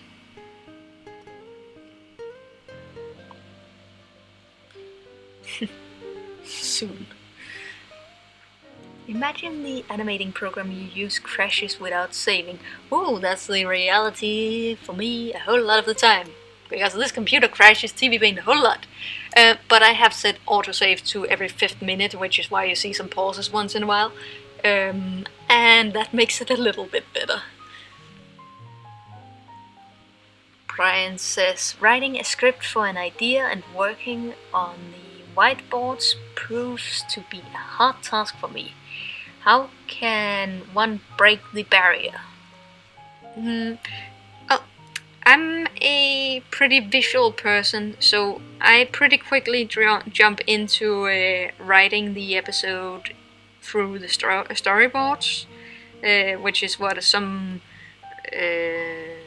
American shows like Steven Universe and Adventure Time and that sort of thing do as well. And there are definitely some things that you can do when you write them like that you wouldn't be able to do in the writing. Sometimes you might overcompensate in in writing, where you actually don't need to so much, because the images can say what you need to say. But yeah, I mean, that's one thing. When you say whiteboards, maybe you mean storyboards? And in that case, yeah, one thing that has really worked for me is to choose a key image for the scene first. Let me just jump over here to an old scene. Not this one. Yeah, okay. So for this scene, this was the key image. Kind of getting that power dynamic between Sale and Morpheus and the other cats, kind of putting that pressure on there. That became the mise-en-scène that I built the rest of the shots up around. So I would use that as a base to plan out the rest of the shots, which would, both be informed in the direction of the frame and kind of the axis that had been established, as well as, shot variety, what I wanted to do, that there was this one moment that, really... Oh, did it go offline? Hello? Oh, I know what's happening. 1 second.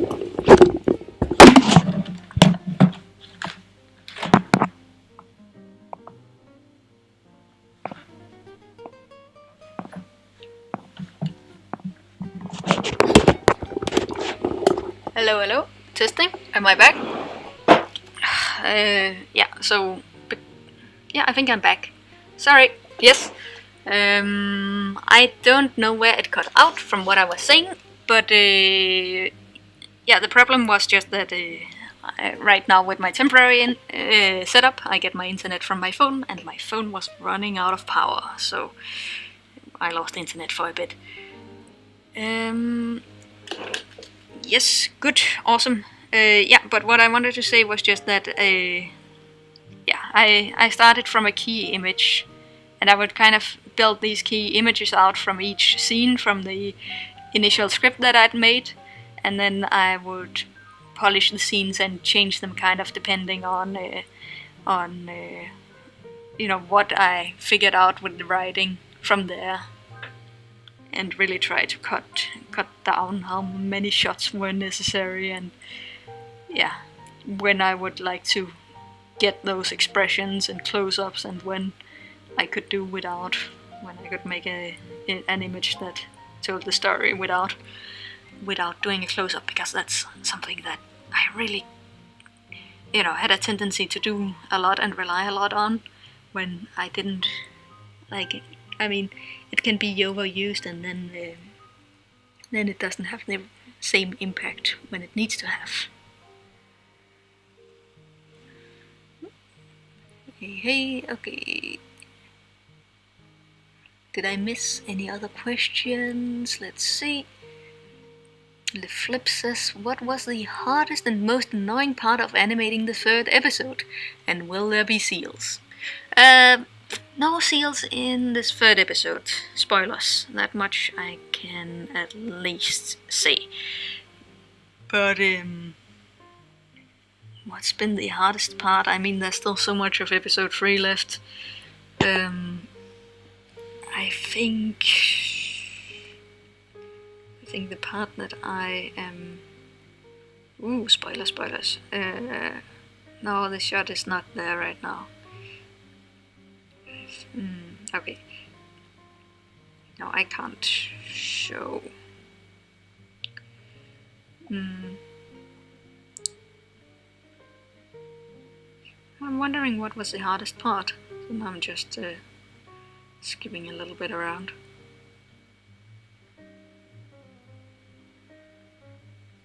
Woohoo, you get some sneak peeks here and there. Yes, look away! Now you'll see it properly one of these days, and it will make a whole lot more sense like that than it will with those little pictures there. I don't know what's been the hardest part so far. I've been taking it one step at a time and, kind of putting the time into things that needed to go into them. So, I mean, of course, there's some things that take longer than others, but it's all been pretty good. Like, it's within expectations, at least.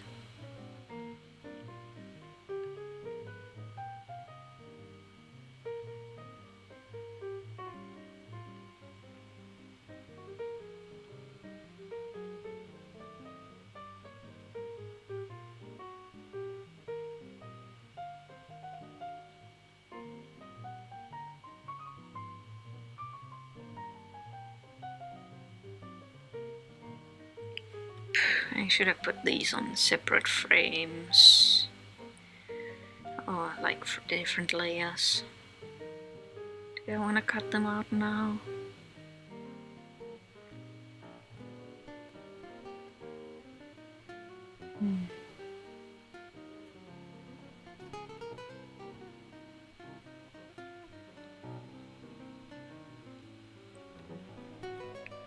Master Marshlander asks, what are those smooth jams you're listening to?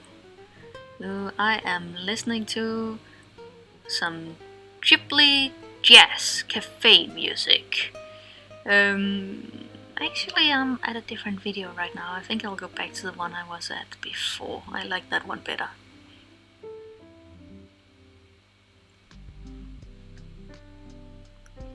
Yeah.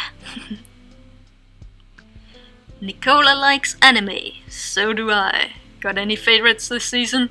I am personally really looking forward to the Digimon anime coming back, because that one was pretty promising and nostalgic.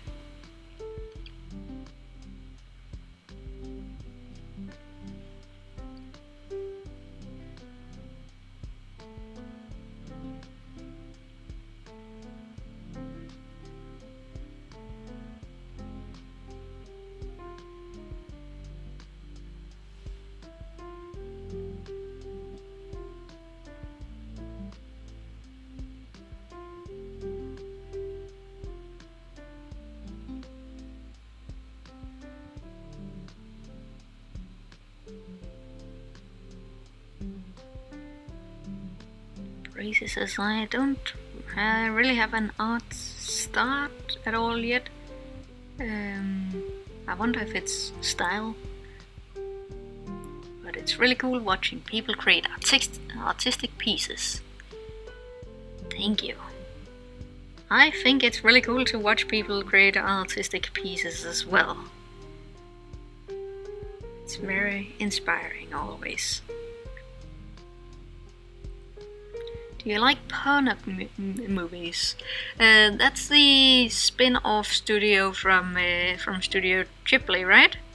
I watched Mary and the Witch's Flower, and I mean it had the aesthetic, but I pretty much forgotten all of what it was about already. It didn't really have the magic, on the other hand. I would say that I would place Mary and the Witch's Flower and kind of what they've started out with doing over like the Earthsea, for example. Some of the stuff that Goro Miyazaki has been doing, it's not really hitting me at all. Like nobody can really live up to or fill out the gap of Hayao Miyazaki. And I mean, they put themselves on the level when they use that style. I mean, it is the Studio Ghibli style. And I mean, old school Ghibli has a lot of movies that are really nice, even from not Miyazaki. But it is hard not to compare to a lot of those big movies. And I think that makes me naturally more critical than what's fair to those creators. Writing-wise, it didn't seem too strong. Nice, but I mean, nothing too new. So I'm still looking forward to seeing what else they come up with. Ooh, but they're Heroes short stories, actually. The Invisible Man one, I really like. Oh, did it stop? I'm back again. Oh, that's a problem. That is most definitely my internet. Sorry about that. Actually, I do have a thing updating in the background. I'll just pause that, at least. Maybe that'll help. So yeah, what I wanted to say was just that the Heroes short stories that they did, like the Invisible Man one, it's on Netflix. You should watch it if you got an account and everything.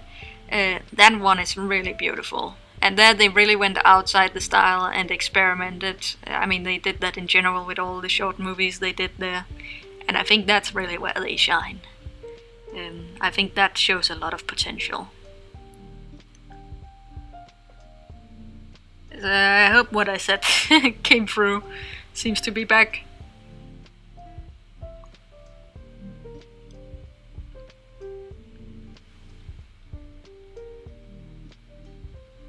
Oof, and back, and then back, lol. Is it... Am I cutting out a lot? I guess not, because now there's another question. What's your favorite game character? Good question. Oh yeah. Favorite game character is from my favorite game, the Journey character. I really like that, and I also did a fan animation back in the day of it. You can find that in the history of my channel. It's fun to animate, it's colorful, and I mean, it doesn't have a lot of personality, but I haven't found that many game characters that I really strike a chord with. I mean, maybe some Undertale stuff or something like that, but no, I think I would stick to the Journey character just because it has a really cool design and it's very mellow.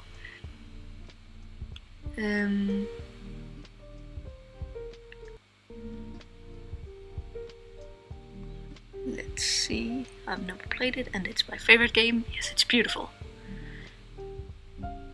Okay, there's just a little delay in the questions and your comments and everything, but as long as it's working and not stopping all the time, then that's the most important part.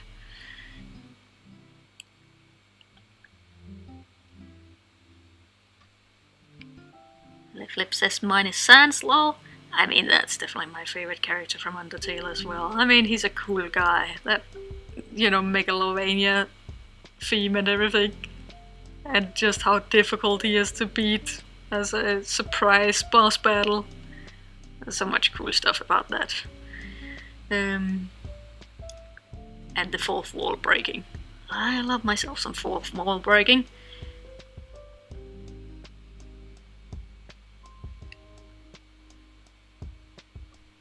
Flowertail and Honeybee was about Journey? No, you have to look further back. It's before that. I did make a Journey animation, I swear.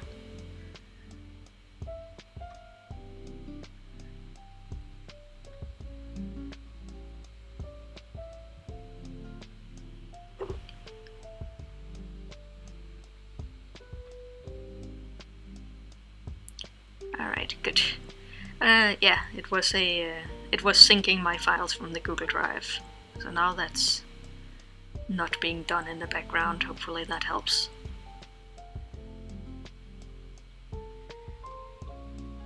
Wanna have a bad time? Yes. I saw somebody asking about Azure Howl, but I think that was retracted. So I don't know if I should answer that anymore.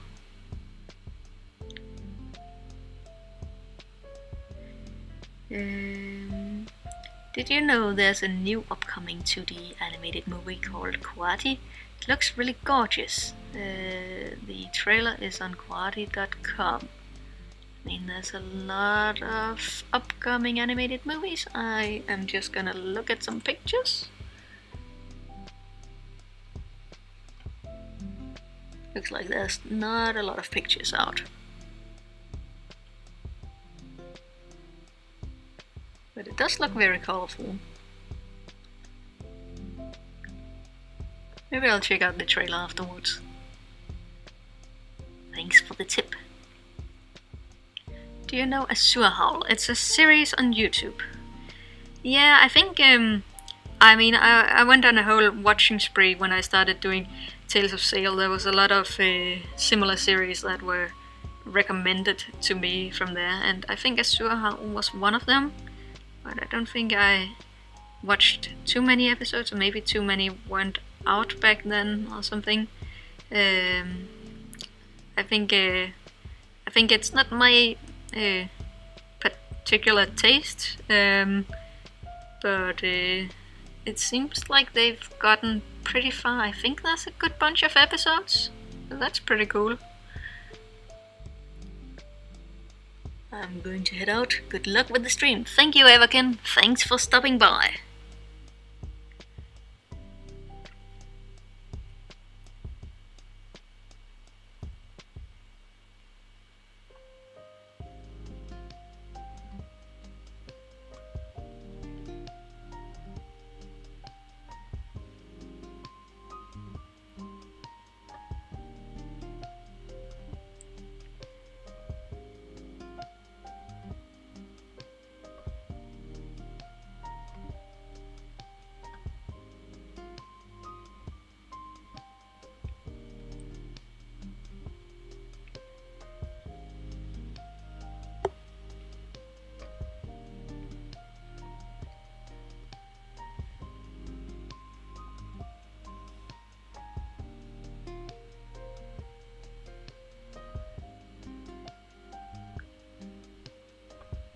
Hello, Blinky!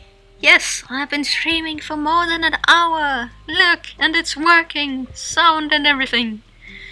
Except for some hiccups with the internet, but you know, we can deal with that.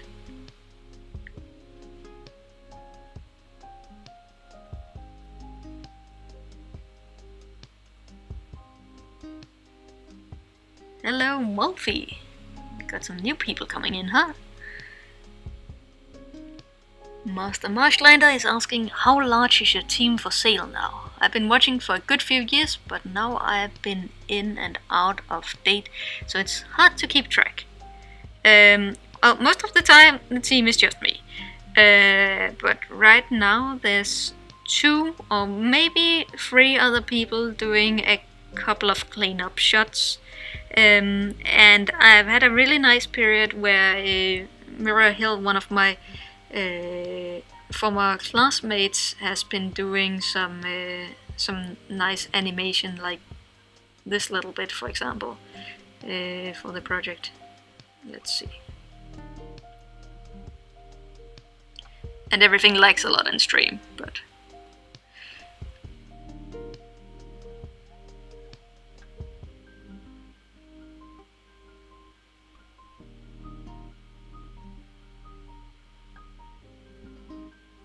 yes, so that's a little sneak peek there. Yeah, but she's been animating a good bunch of the rough animation, like for the past 2 months or so, and really helped to bring the rough animation to completion, which was super nice. So that's part of the team. Right now there's a compositing artist starting to do some work on the episode as well, which I usually enjoy doing by myself, but it definitely does save some, or it will save some time in the long run, and it seemed to fit his schedule and like his wants for creating, you know, more stuff for the portfolio and everything really nicely. So that's a person from the environment that is offering to contribute. I am going to have an intern on doing a little bit of cleanup work from the studio that's getting involved with Tales of Sail, like here over the summer. So that's another person. And other than that, there's a few people that have been doing cameo shots here and there, or like a few people, only one in the newer version, but still cool stuff. So it's hard to really count the team as such, because they're not all on right now, but there's been people contributing here and there, and that's very, very nice.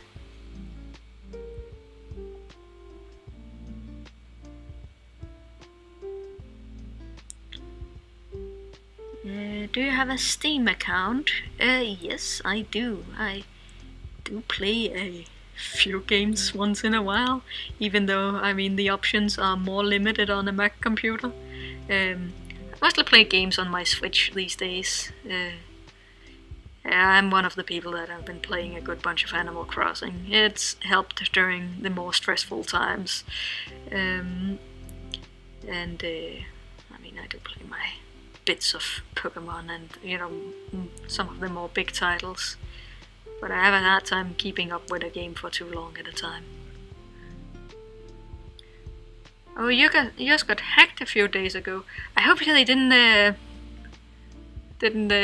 buy anything with your money, because I just had that experience on my Nintendo account a bit ago, and they hacked me and spent $200 in a to buy Fortnite skins, or like a Fortnite currency apparently, and I don't play Fortnite myself, so it's not on my account or anything. I, you know, locked them out while they were making the purchases. It could have gone a lot worse, and I have been trying to get through to the European Nintendo, you know, customer service ever since. Like, it happened about a month ago, more than a month ago actually, and oh, it's such a story. Sorry, let me vent for a moment, because it's really absurd. So I got a whole bunch of different phone numbers depending on which email from Nintendo I was looking at, on where I was going. It was easy enough to get through to the American Nintendo customer service, but they couldn't help because I'm not in America. And I mean, I tried calling them, and at first for the Danish number I got through to a Swedish speaking you know, automatic call that said something about Nintendo and something, and then it just hung up whenever I called. And then I got a German number, and I've just discovered, like, it had some really bad Breath of the Wild music playing in really bad quality that sounded like they'd just put a radio next to the phone, and it never told me where I was in the line. So I spent 40 minutes waiting to get through to that customer service, and never got through to it. And now I've just discovered that I have had to pay like $20 or something like that for that call to Germany. And I mean, then I've tried getting through to the email that they have. They do have a customer service, and for a moment I got through to an actual person after lots of trying, and I gave them all the information they requested. But whenever I tried to reply, my email got blocked by their automatic system, so I had to make new emails each time. And then I haven't heard back from them for a month since I gave them the information they requested. And now, a week ago or so, I got an email giving a link to, oh, this is what you can do if your account gets hacked in order to not make it hacked again. And, you know, then they were like, do you still want help? Is it still relevant?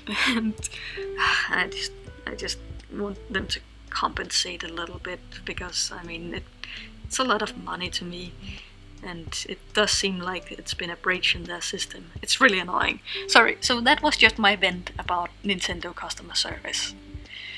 Stay away from it if you get the chance, at least the European one. Okay, dude asked me for 100 euro wallet code so he can return me my account. Oh god, I hope you didn't do that. I really hope, like, I could imagine Steam's customer service being better than Nintendo's, at least.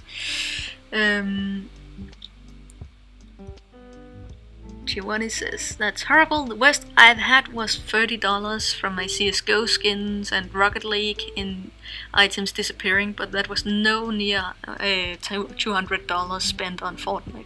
Now the scary thing was that they were still doing it while I discovered it, so it could have been so much worse. Like, it could just have kept on going. They were all on it. Each of them was getting one of the stolen skins. All in on it. Oof. Customer service is really bad by most big companies. It really blows my mind. Yeah, I'm very surprised that it's this bad as well. Hector says it's almost 2 a.m. by my watch, but the stream is so good I do not want to sleep. It's just about 1 a.m. here as well. It won't take too much longer, but I will.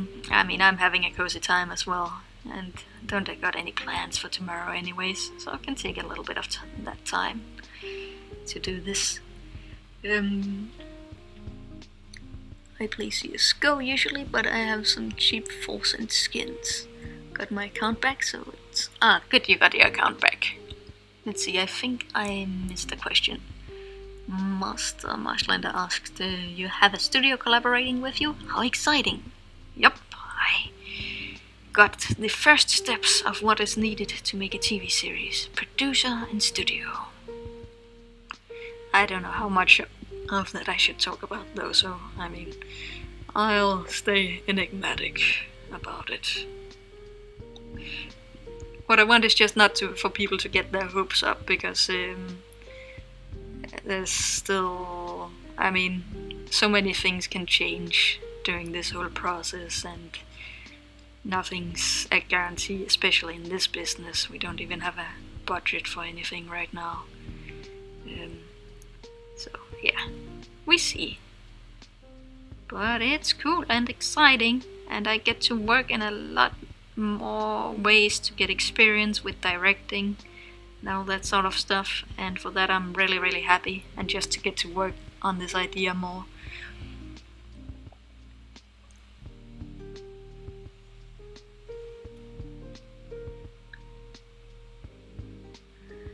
John says, I actually had a Saudi prince need my help phone call, and I couldn't help but laugh. Oh, yeah, that's one of the sadder attempts, I guess. I do get a lot of those phone calls. I haven't gotten them in a while though, but I had a time where they pretty much called me every week. The same place, you know, pretending to be Microsoft and everything. I guess it's a big call center and setup and everything. But yeah, it's scary, and at one point they even, you know, went as far as to, I mean, they'd gotten my IP address and my phone and everything from somewhere. It's easy enough. I'm not, I should get a VPN. I shouldn't be talking too much about that online. I need to get a VPN. But yeah, I mean, they were just, yeah, using all sorts of information they'd gotten from that. And it's not like it's incriminating information or anything that they can get with those methods, but it's still really, really over the top. Do you like Sonic the Hedgehog? I like him decently. Like, I played some of those old ports of some of the early games on some of those early Flash sites and everything. And I think that's my main Sonic the Hedgehog experience. I always thought it was a really cool design. It was just a shame that they didn't always do that much cool stuff with it. I remember that I always wanted to watch that anime-looking version of Sonic on, I think it was Jetix or something like that. But I didn't have cartoon channels, so I never really got to watch too much of that.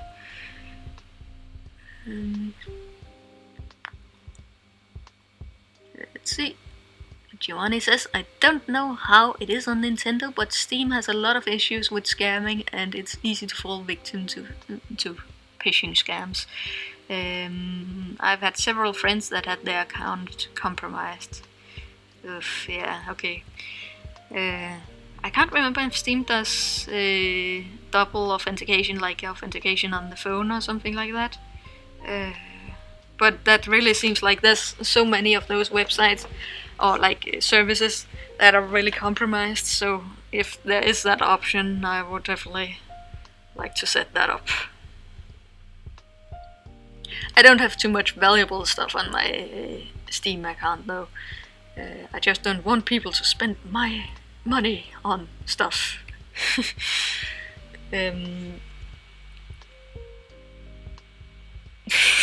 Yes, I should get an ExpressVPN sponsorship, huh? Yes, for the weekly videos that I do, you know. Let's see, what else did I get? I fell for the reports game. Oh, I don't know about that one. Sounds bad. I'm glad I got to make it to some of your stream. Been following you for years, and it's really great watching you grow. Keep it up. Oh, thank you, Master. Yes, I'll try to do a few more streams if I can get to it. Thanks for sticking around anyways. Too late, hopes are up at least 70% up. Dang it. Let's see. A whole lot of VPN talk, yes. The only valuable thing I have on my Steam account is Amnesia: The Dark Descent. I only got my memories of that.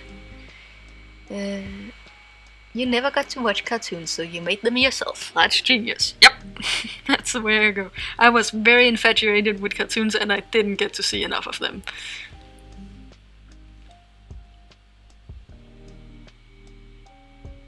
I actually remember, it's a little bit of a bittersweet story, but I remember when my parents got divorced, I specifically remember 4-year-old me standing at the stairways with my mom saying, well, at least he's not taking the TV. And then my mom looks at me and says, yeah, he's taking the TV.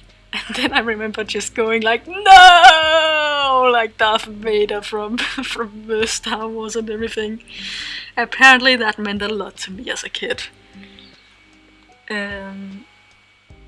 They do have 2-factor authentication, but Steam is so popular, websites/scammers have figured out ways to work around it. Not even that helps. That's a bummer to hear. Brian says, one thing I have always done is I have an account, I just load in cash whenever I buy stuff, so at least most of the time there's no money there. No, I just I connected to my PayPal for convenience, and I should just skip that convenience, so there's wasn't that option. That I have learned now, at least.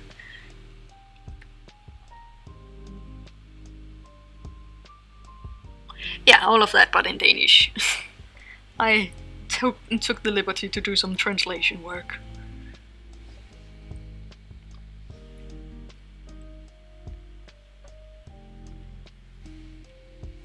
I don't know why I left this part open.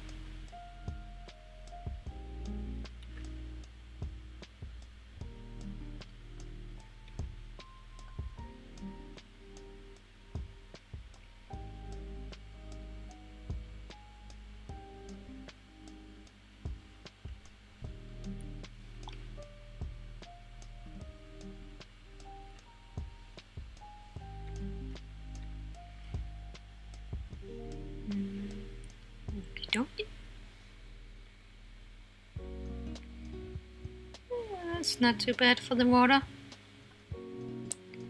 I mean, it goes so fast, so it doesn't really register that much. Let's watch the whole thing.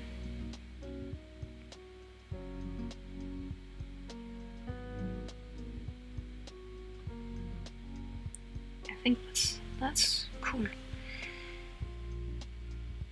Now to start coloring. Oof, it's 1 AM. Okay, I'm just gonna get the flat colors done, and then I think we'll round off the stream.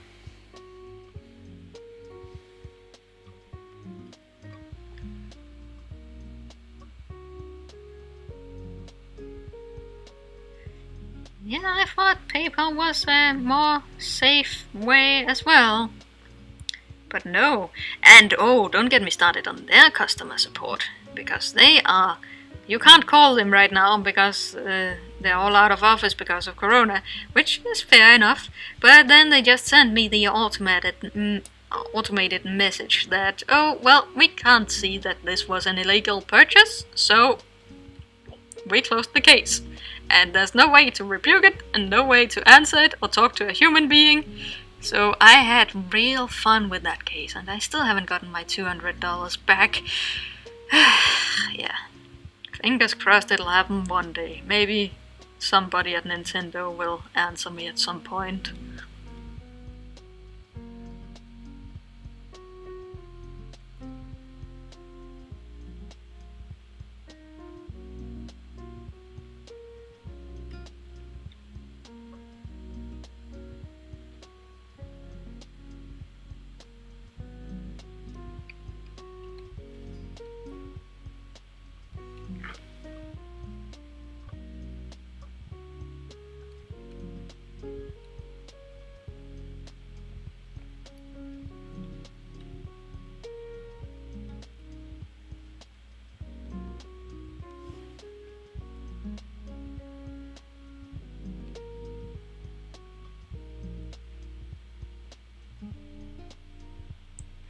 Maybe a couple more hours for stream. Maybe it's hard to stop, isn't it? Once you're in a nice animation flow. I do need to sleep at some point though. I think 2 AM is probably my limit. Otherwise I'm really gonna feel it tomorrow. I'm a bit of a grandpa in that way. It's about as late as I tend to go, while still getting something out of it next day.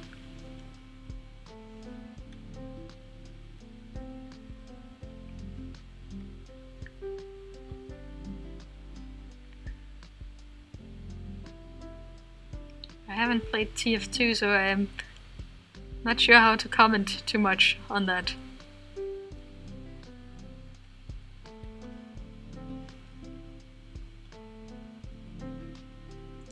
I didn't make it easy for myself. I think I'm just gonna have to go in manually.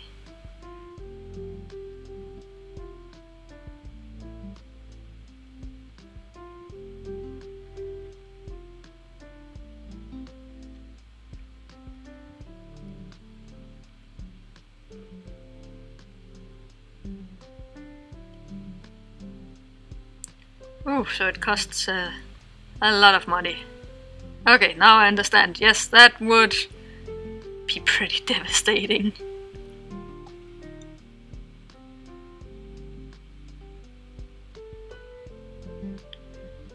Brian says, I started reading Elemental Magic 2 recently. It's a really interesting book, I have to say. I haven't heard about that one. Oh, more stuff to add to my should read list. There's a lot on that list so far. But thanks for the recommendation.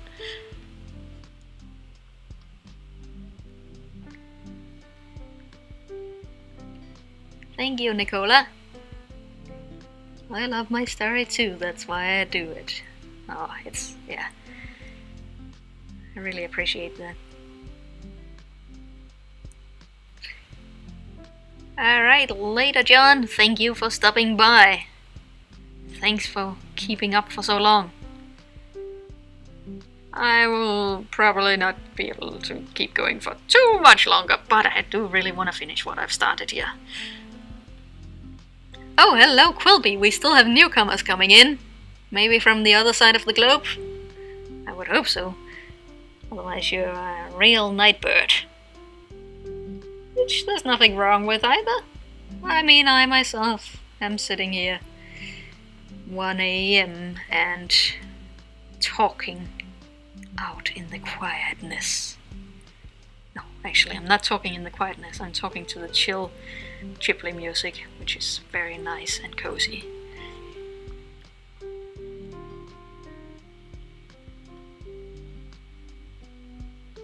There was a really awful bad move Valve did. They messed up the drop chance for usual hats to 100% unusual hats. Oh, so the whole economy got punctured there. Okay, Brian, let me catch some sleep, guys. It's 2 AM here.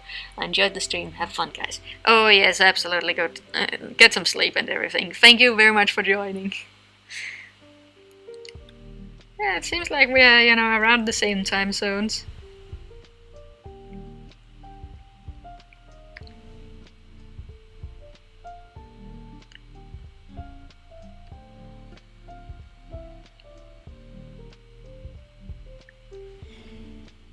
I can just finish the flat color for the water. That is the goal. Then I would start adding, more reflections to it afterwards, and also do sails flat colors. But I don't think I'm gonna get around to that this evening, especially since I have to do this part by hand because I left a lot of open lines.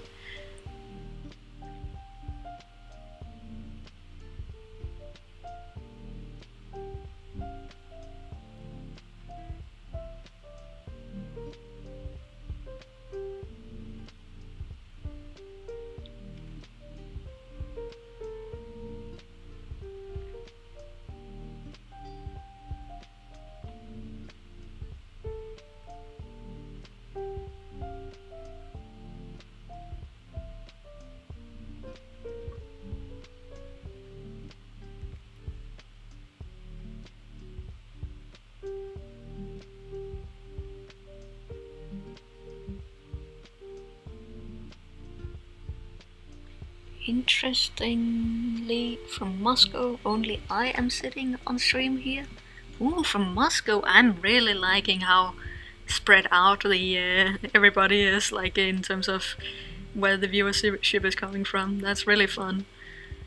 I don't know. I haven't been looking at my analytics for a while, but I think there's not. I haven't seen that many Russian viewers, like in terms of numbers.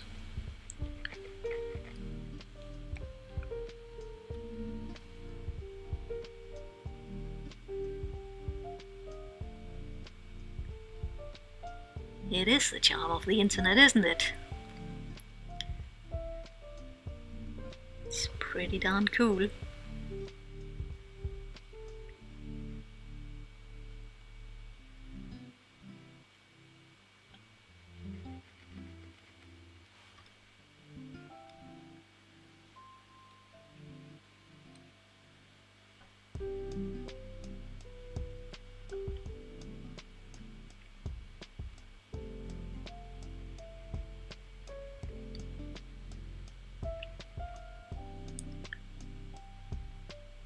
Does look like we have a lot of people going to sleep though. 11 people watching now. I think at the peak we were around 20.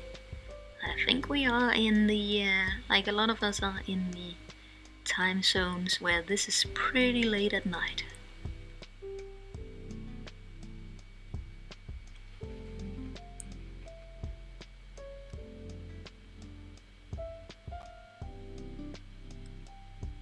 You ain't gonna sleep.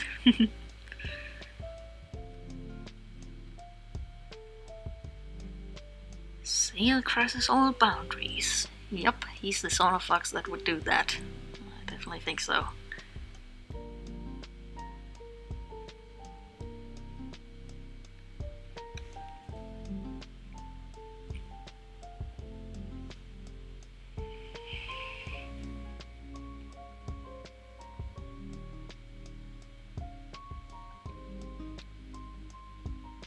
I'm just gonna delete these dots so I can reanimate them from this point onward later. Oh, so we do have somebody from the States. 7 p.m. That's not too bad of a time. Hello and welcome to the stream stage. I don't know if I've seen you in the chat too much before. Hello anyways.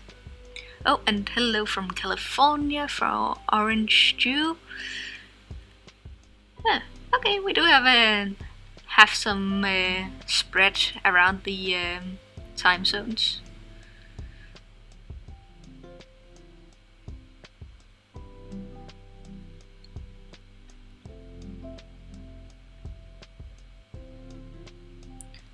Are you still living in Poland? Are you asking me about? Because I'm not. I've never been living in Poland. I'm from Denmark. Oh, we have a bit of Brazil as well. And Croatia and Minnesota. Cool. I mean, that makes sense. that there would be a good bunch of people that are in the stream where it's not maybe 2 a.m. and it's not as outrageously late.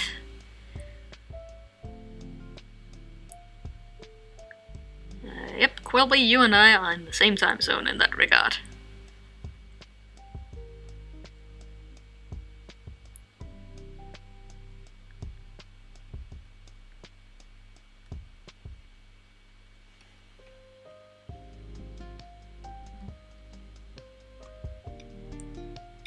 Three more frames.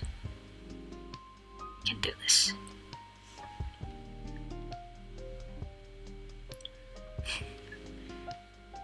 You are worldwide famous. Well, I'm certainly worldwide. Yes.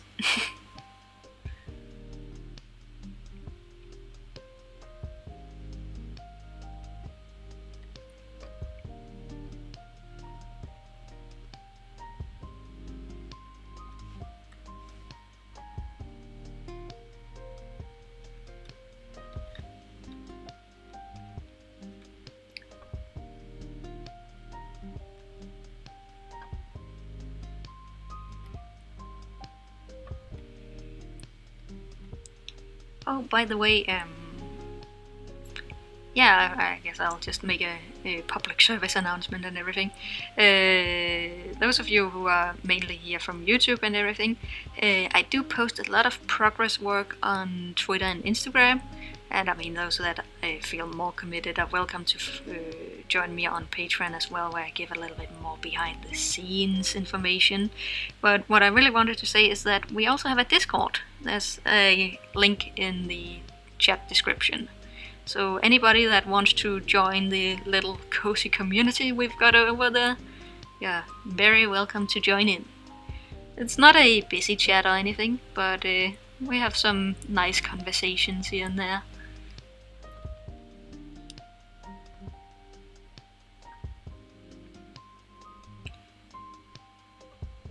Wait, is that water?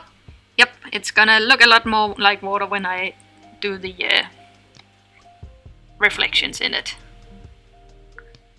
It's reflecting a lot of green, so it's very green water. Here's what it looks like in another shot.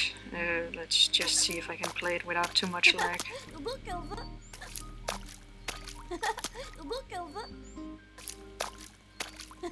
But it is muddy water, so it's not too super duper see-through crystal-y. As you can see, it gets a bit muddy. Okay, that's enough of that. You thought it was grass. Well, it is green, so I wouldn't fault you too much for that. It will be clear soon enough. I mean, especially when it's moving.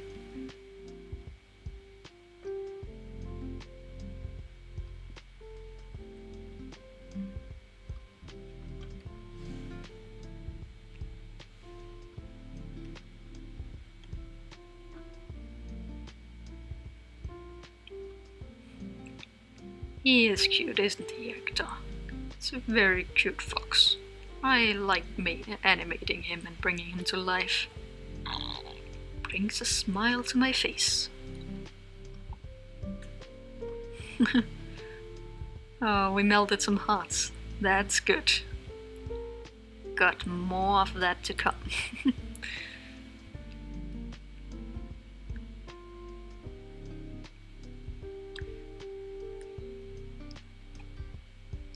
Blinky says, in the Discord you can see all the hidden cameos Sale has in games recently. They're amazing. Oh yes, we have some some very good memes and some very good mods. He's cute, really cute. Yup. That he is indeed.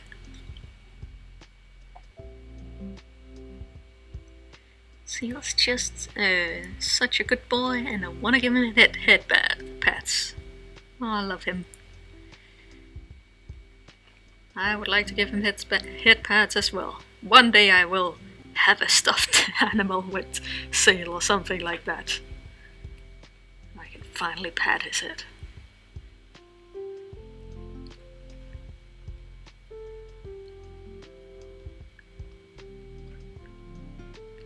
Auto-saving, making sure I don't lose too much stuff when it inevitably crashes. Good. Hector asks, will there be more streams in the near future? Yeah, I think I will actually make more streams, because now I have the sound set up right, and that was kind of the biggest hassle that was keeping me back. So yeah, I mean, I wouldn't promise a schedule right now, because I'm kind of gonna need to get a feel for it and everything. But this has been very nice, and I feel like, despite answering questions and everything, I have been working like relatively concentrated. I've been getting some stuff done and everything, so it's not too bad. I think it will be fun to do more streams. The Flip says, I want a plush sail. Yeah, right? I need to get a plush sail done one day. That's definitely a dream, a goal on the list. I want a figurine and I want a plush. Those are big goals on the list. Good old merchandise. It's not like it has to be merchandise, I just want it.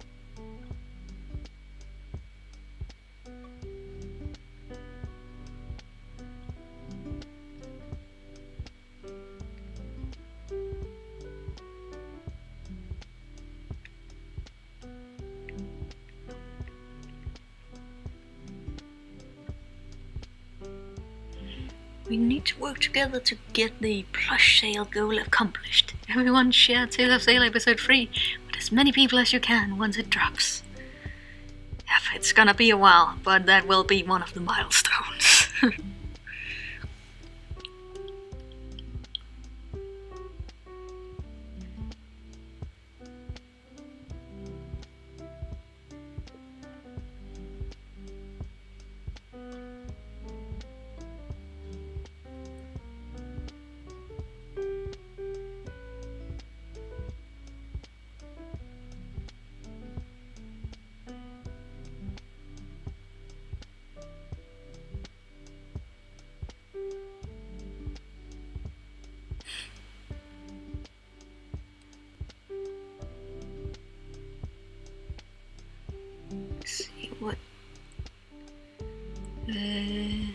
What is that white thing changing shape when you move something? When I move something? Let's see, what, like in the water, or what is that white thing changing shapes when you? I think it's just me flipping through the water on the left. Oh, this thing? Is that the? Oh yeah, when I'm drawing, that's just the general texture of the brush. The way they work is that they actually have like 5 different frames that they flip between when they get drawn, to kind of give that little bit rough texture. And you can make some manually yourself by making a little animation of a brush and everything. And it's pretty fun to do so. I can't remember if I did that with this brush or if it's one that was made for another production. I think I might have modified it a bit.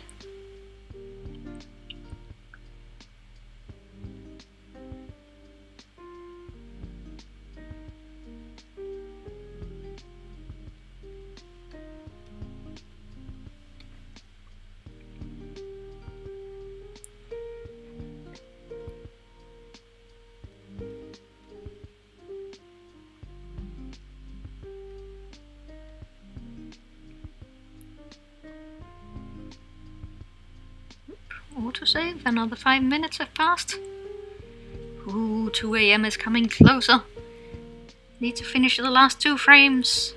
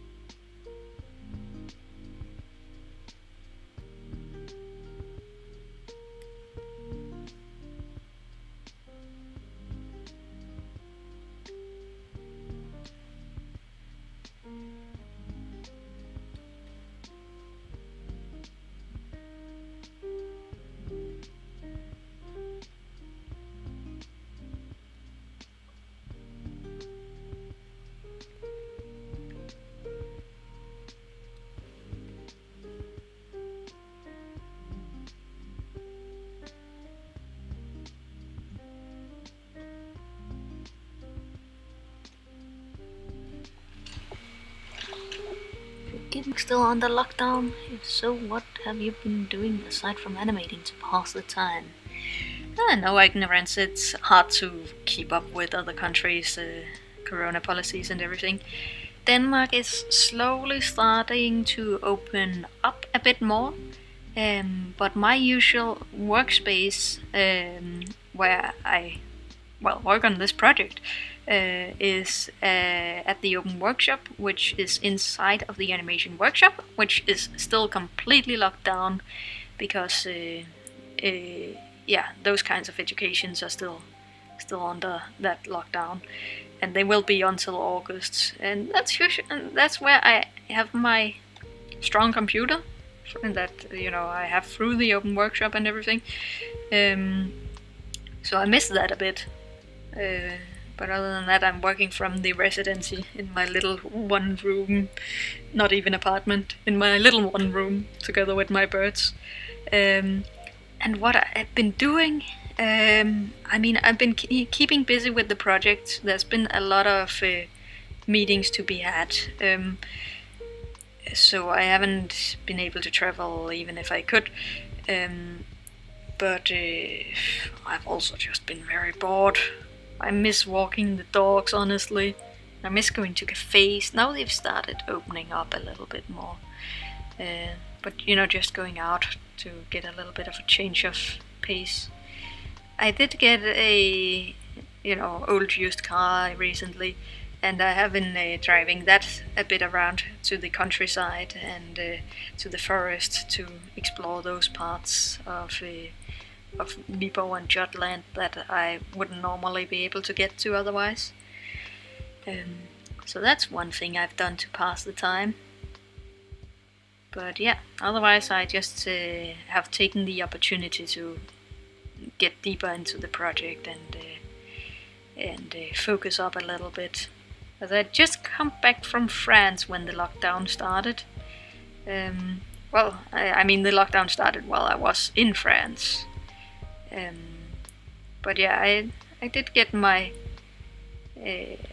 traveling done and out of the system for that time being earlier in the year. I still love the freedom to do so, but yeah, just working, just doing the things. Started to learn the ukulele because it got a little bit quiet around here. That's one way to go. Still trying to convince some friends to come over, but that'll be a little while longer. So, yeah. keeping quiet.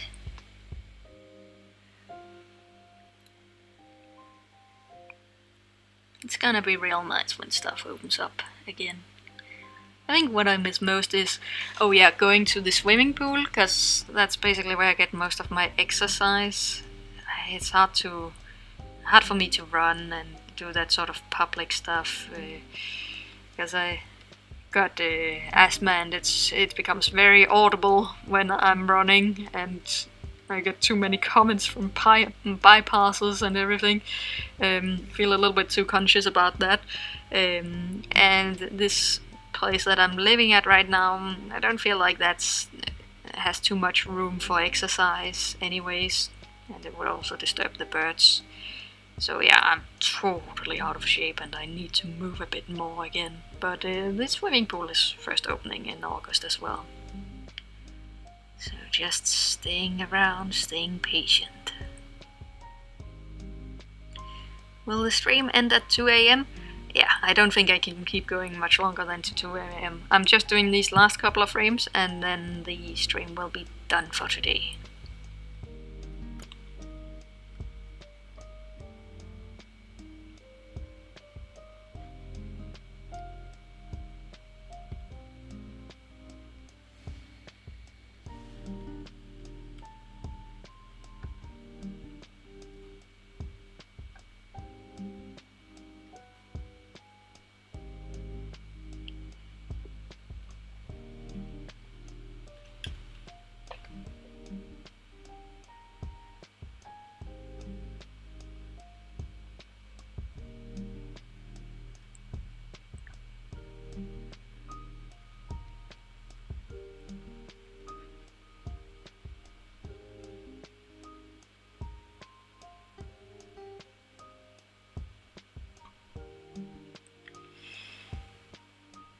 Work out this transition when I get into the more reflecting colors. Alright, last frame. We're almost there.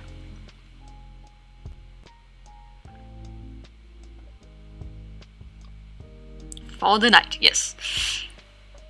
We'll keep going later on. But it'll probably be mostly evening streams like this on my end, because in the afternoon the birds are singing very loudly, and I don't think that makes for too good audio on stream.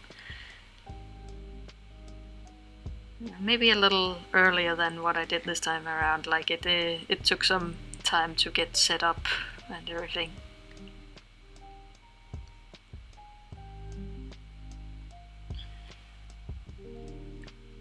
Yeah, I feel you with the exercise. Yeah, right.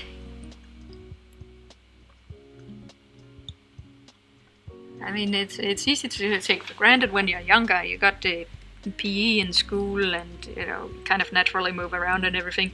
But when you get stuck into these more like sitting down jobs for longer, and I mean, just as the body gets slightly older, you really start to feel the need for that exercise. It really does do something to both the brain and the body. And yeah, I'm definitely looking forward to that swimming pool opening back up. Or swimming hole or whatever it's called.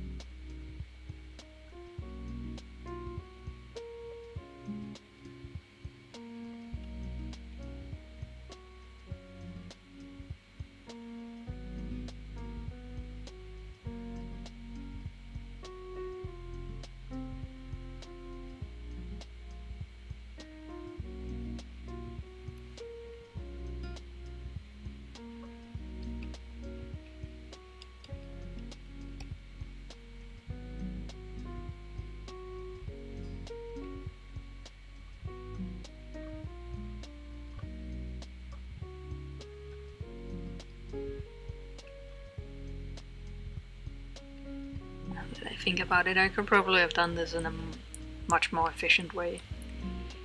But I was kind of feeling like this. Doing it by hand, manually, bit by bit. How much frame did you do on this stream? Well, I mean, I did the sail cleanup here. I think I'd already done 1 frame on that. But that's 6 frames on him and 6 frames on the water. So yeah, it doesn't look like much. Things take a long time and take the time they take. And it does go a little bit slower when I'm streaming and, you know, double checking comments and all that sort of stuff. But yeah, stuff just takes time. 6 frames.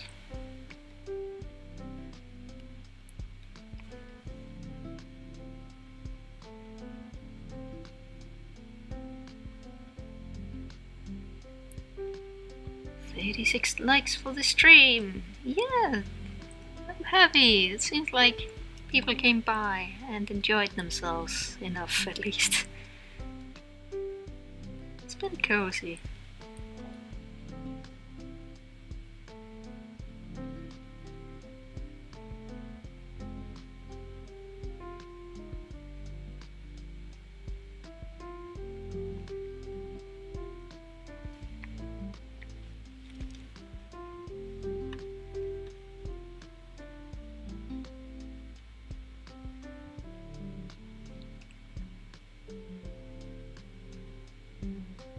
Yeah, it is really zen. Might leave more holes when you zoom in and everything, but for this I'm only caring about the general appearance of it, because it's gonna be colored pretty manually anyways, to get the right reflections on and everything.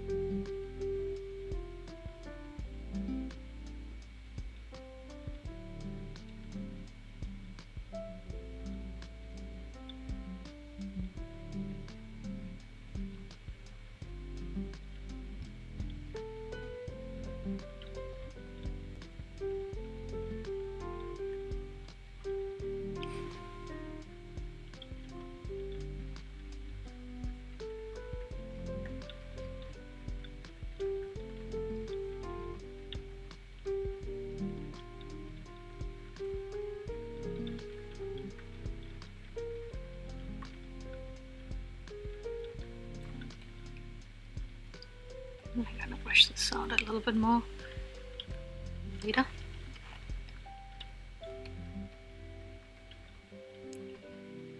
Oh no, your phone just died. Are you watching the stream on that? Or getting internet from that? Or maybe it's just the fact that the phone died. That's annoying as well.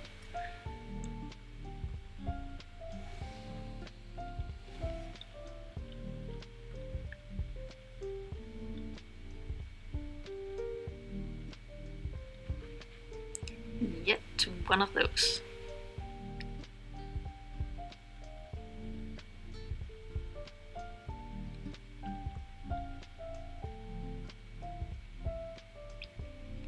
That's okay, I think we're just about done here.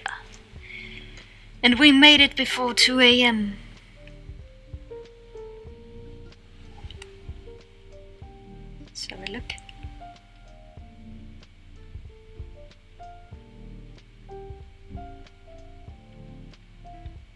think that works pretty nicely. There's definitely some dynamic movement going on there. Woohoo! Alright, so yeah, I think we're gonna leave it at that. If Premiere wasn't lagging so much, I would test it out in Premiere in the edit, but I think that's not gonna be a today kind of thing. So everybody, thanks so much for joining for this little first test stream and everything.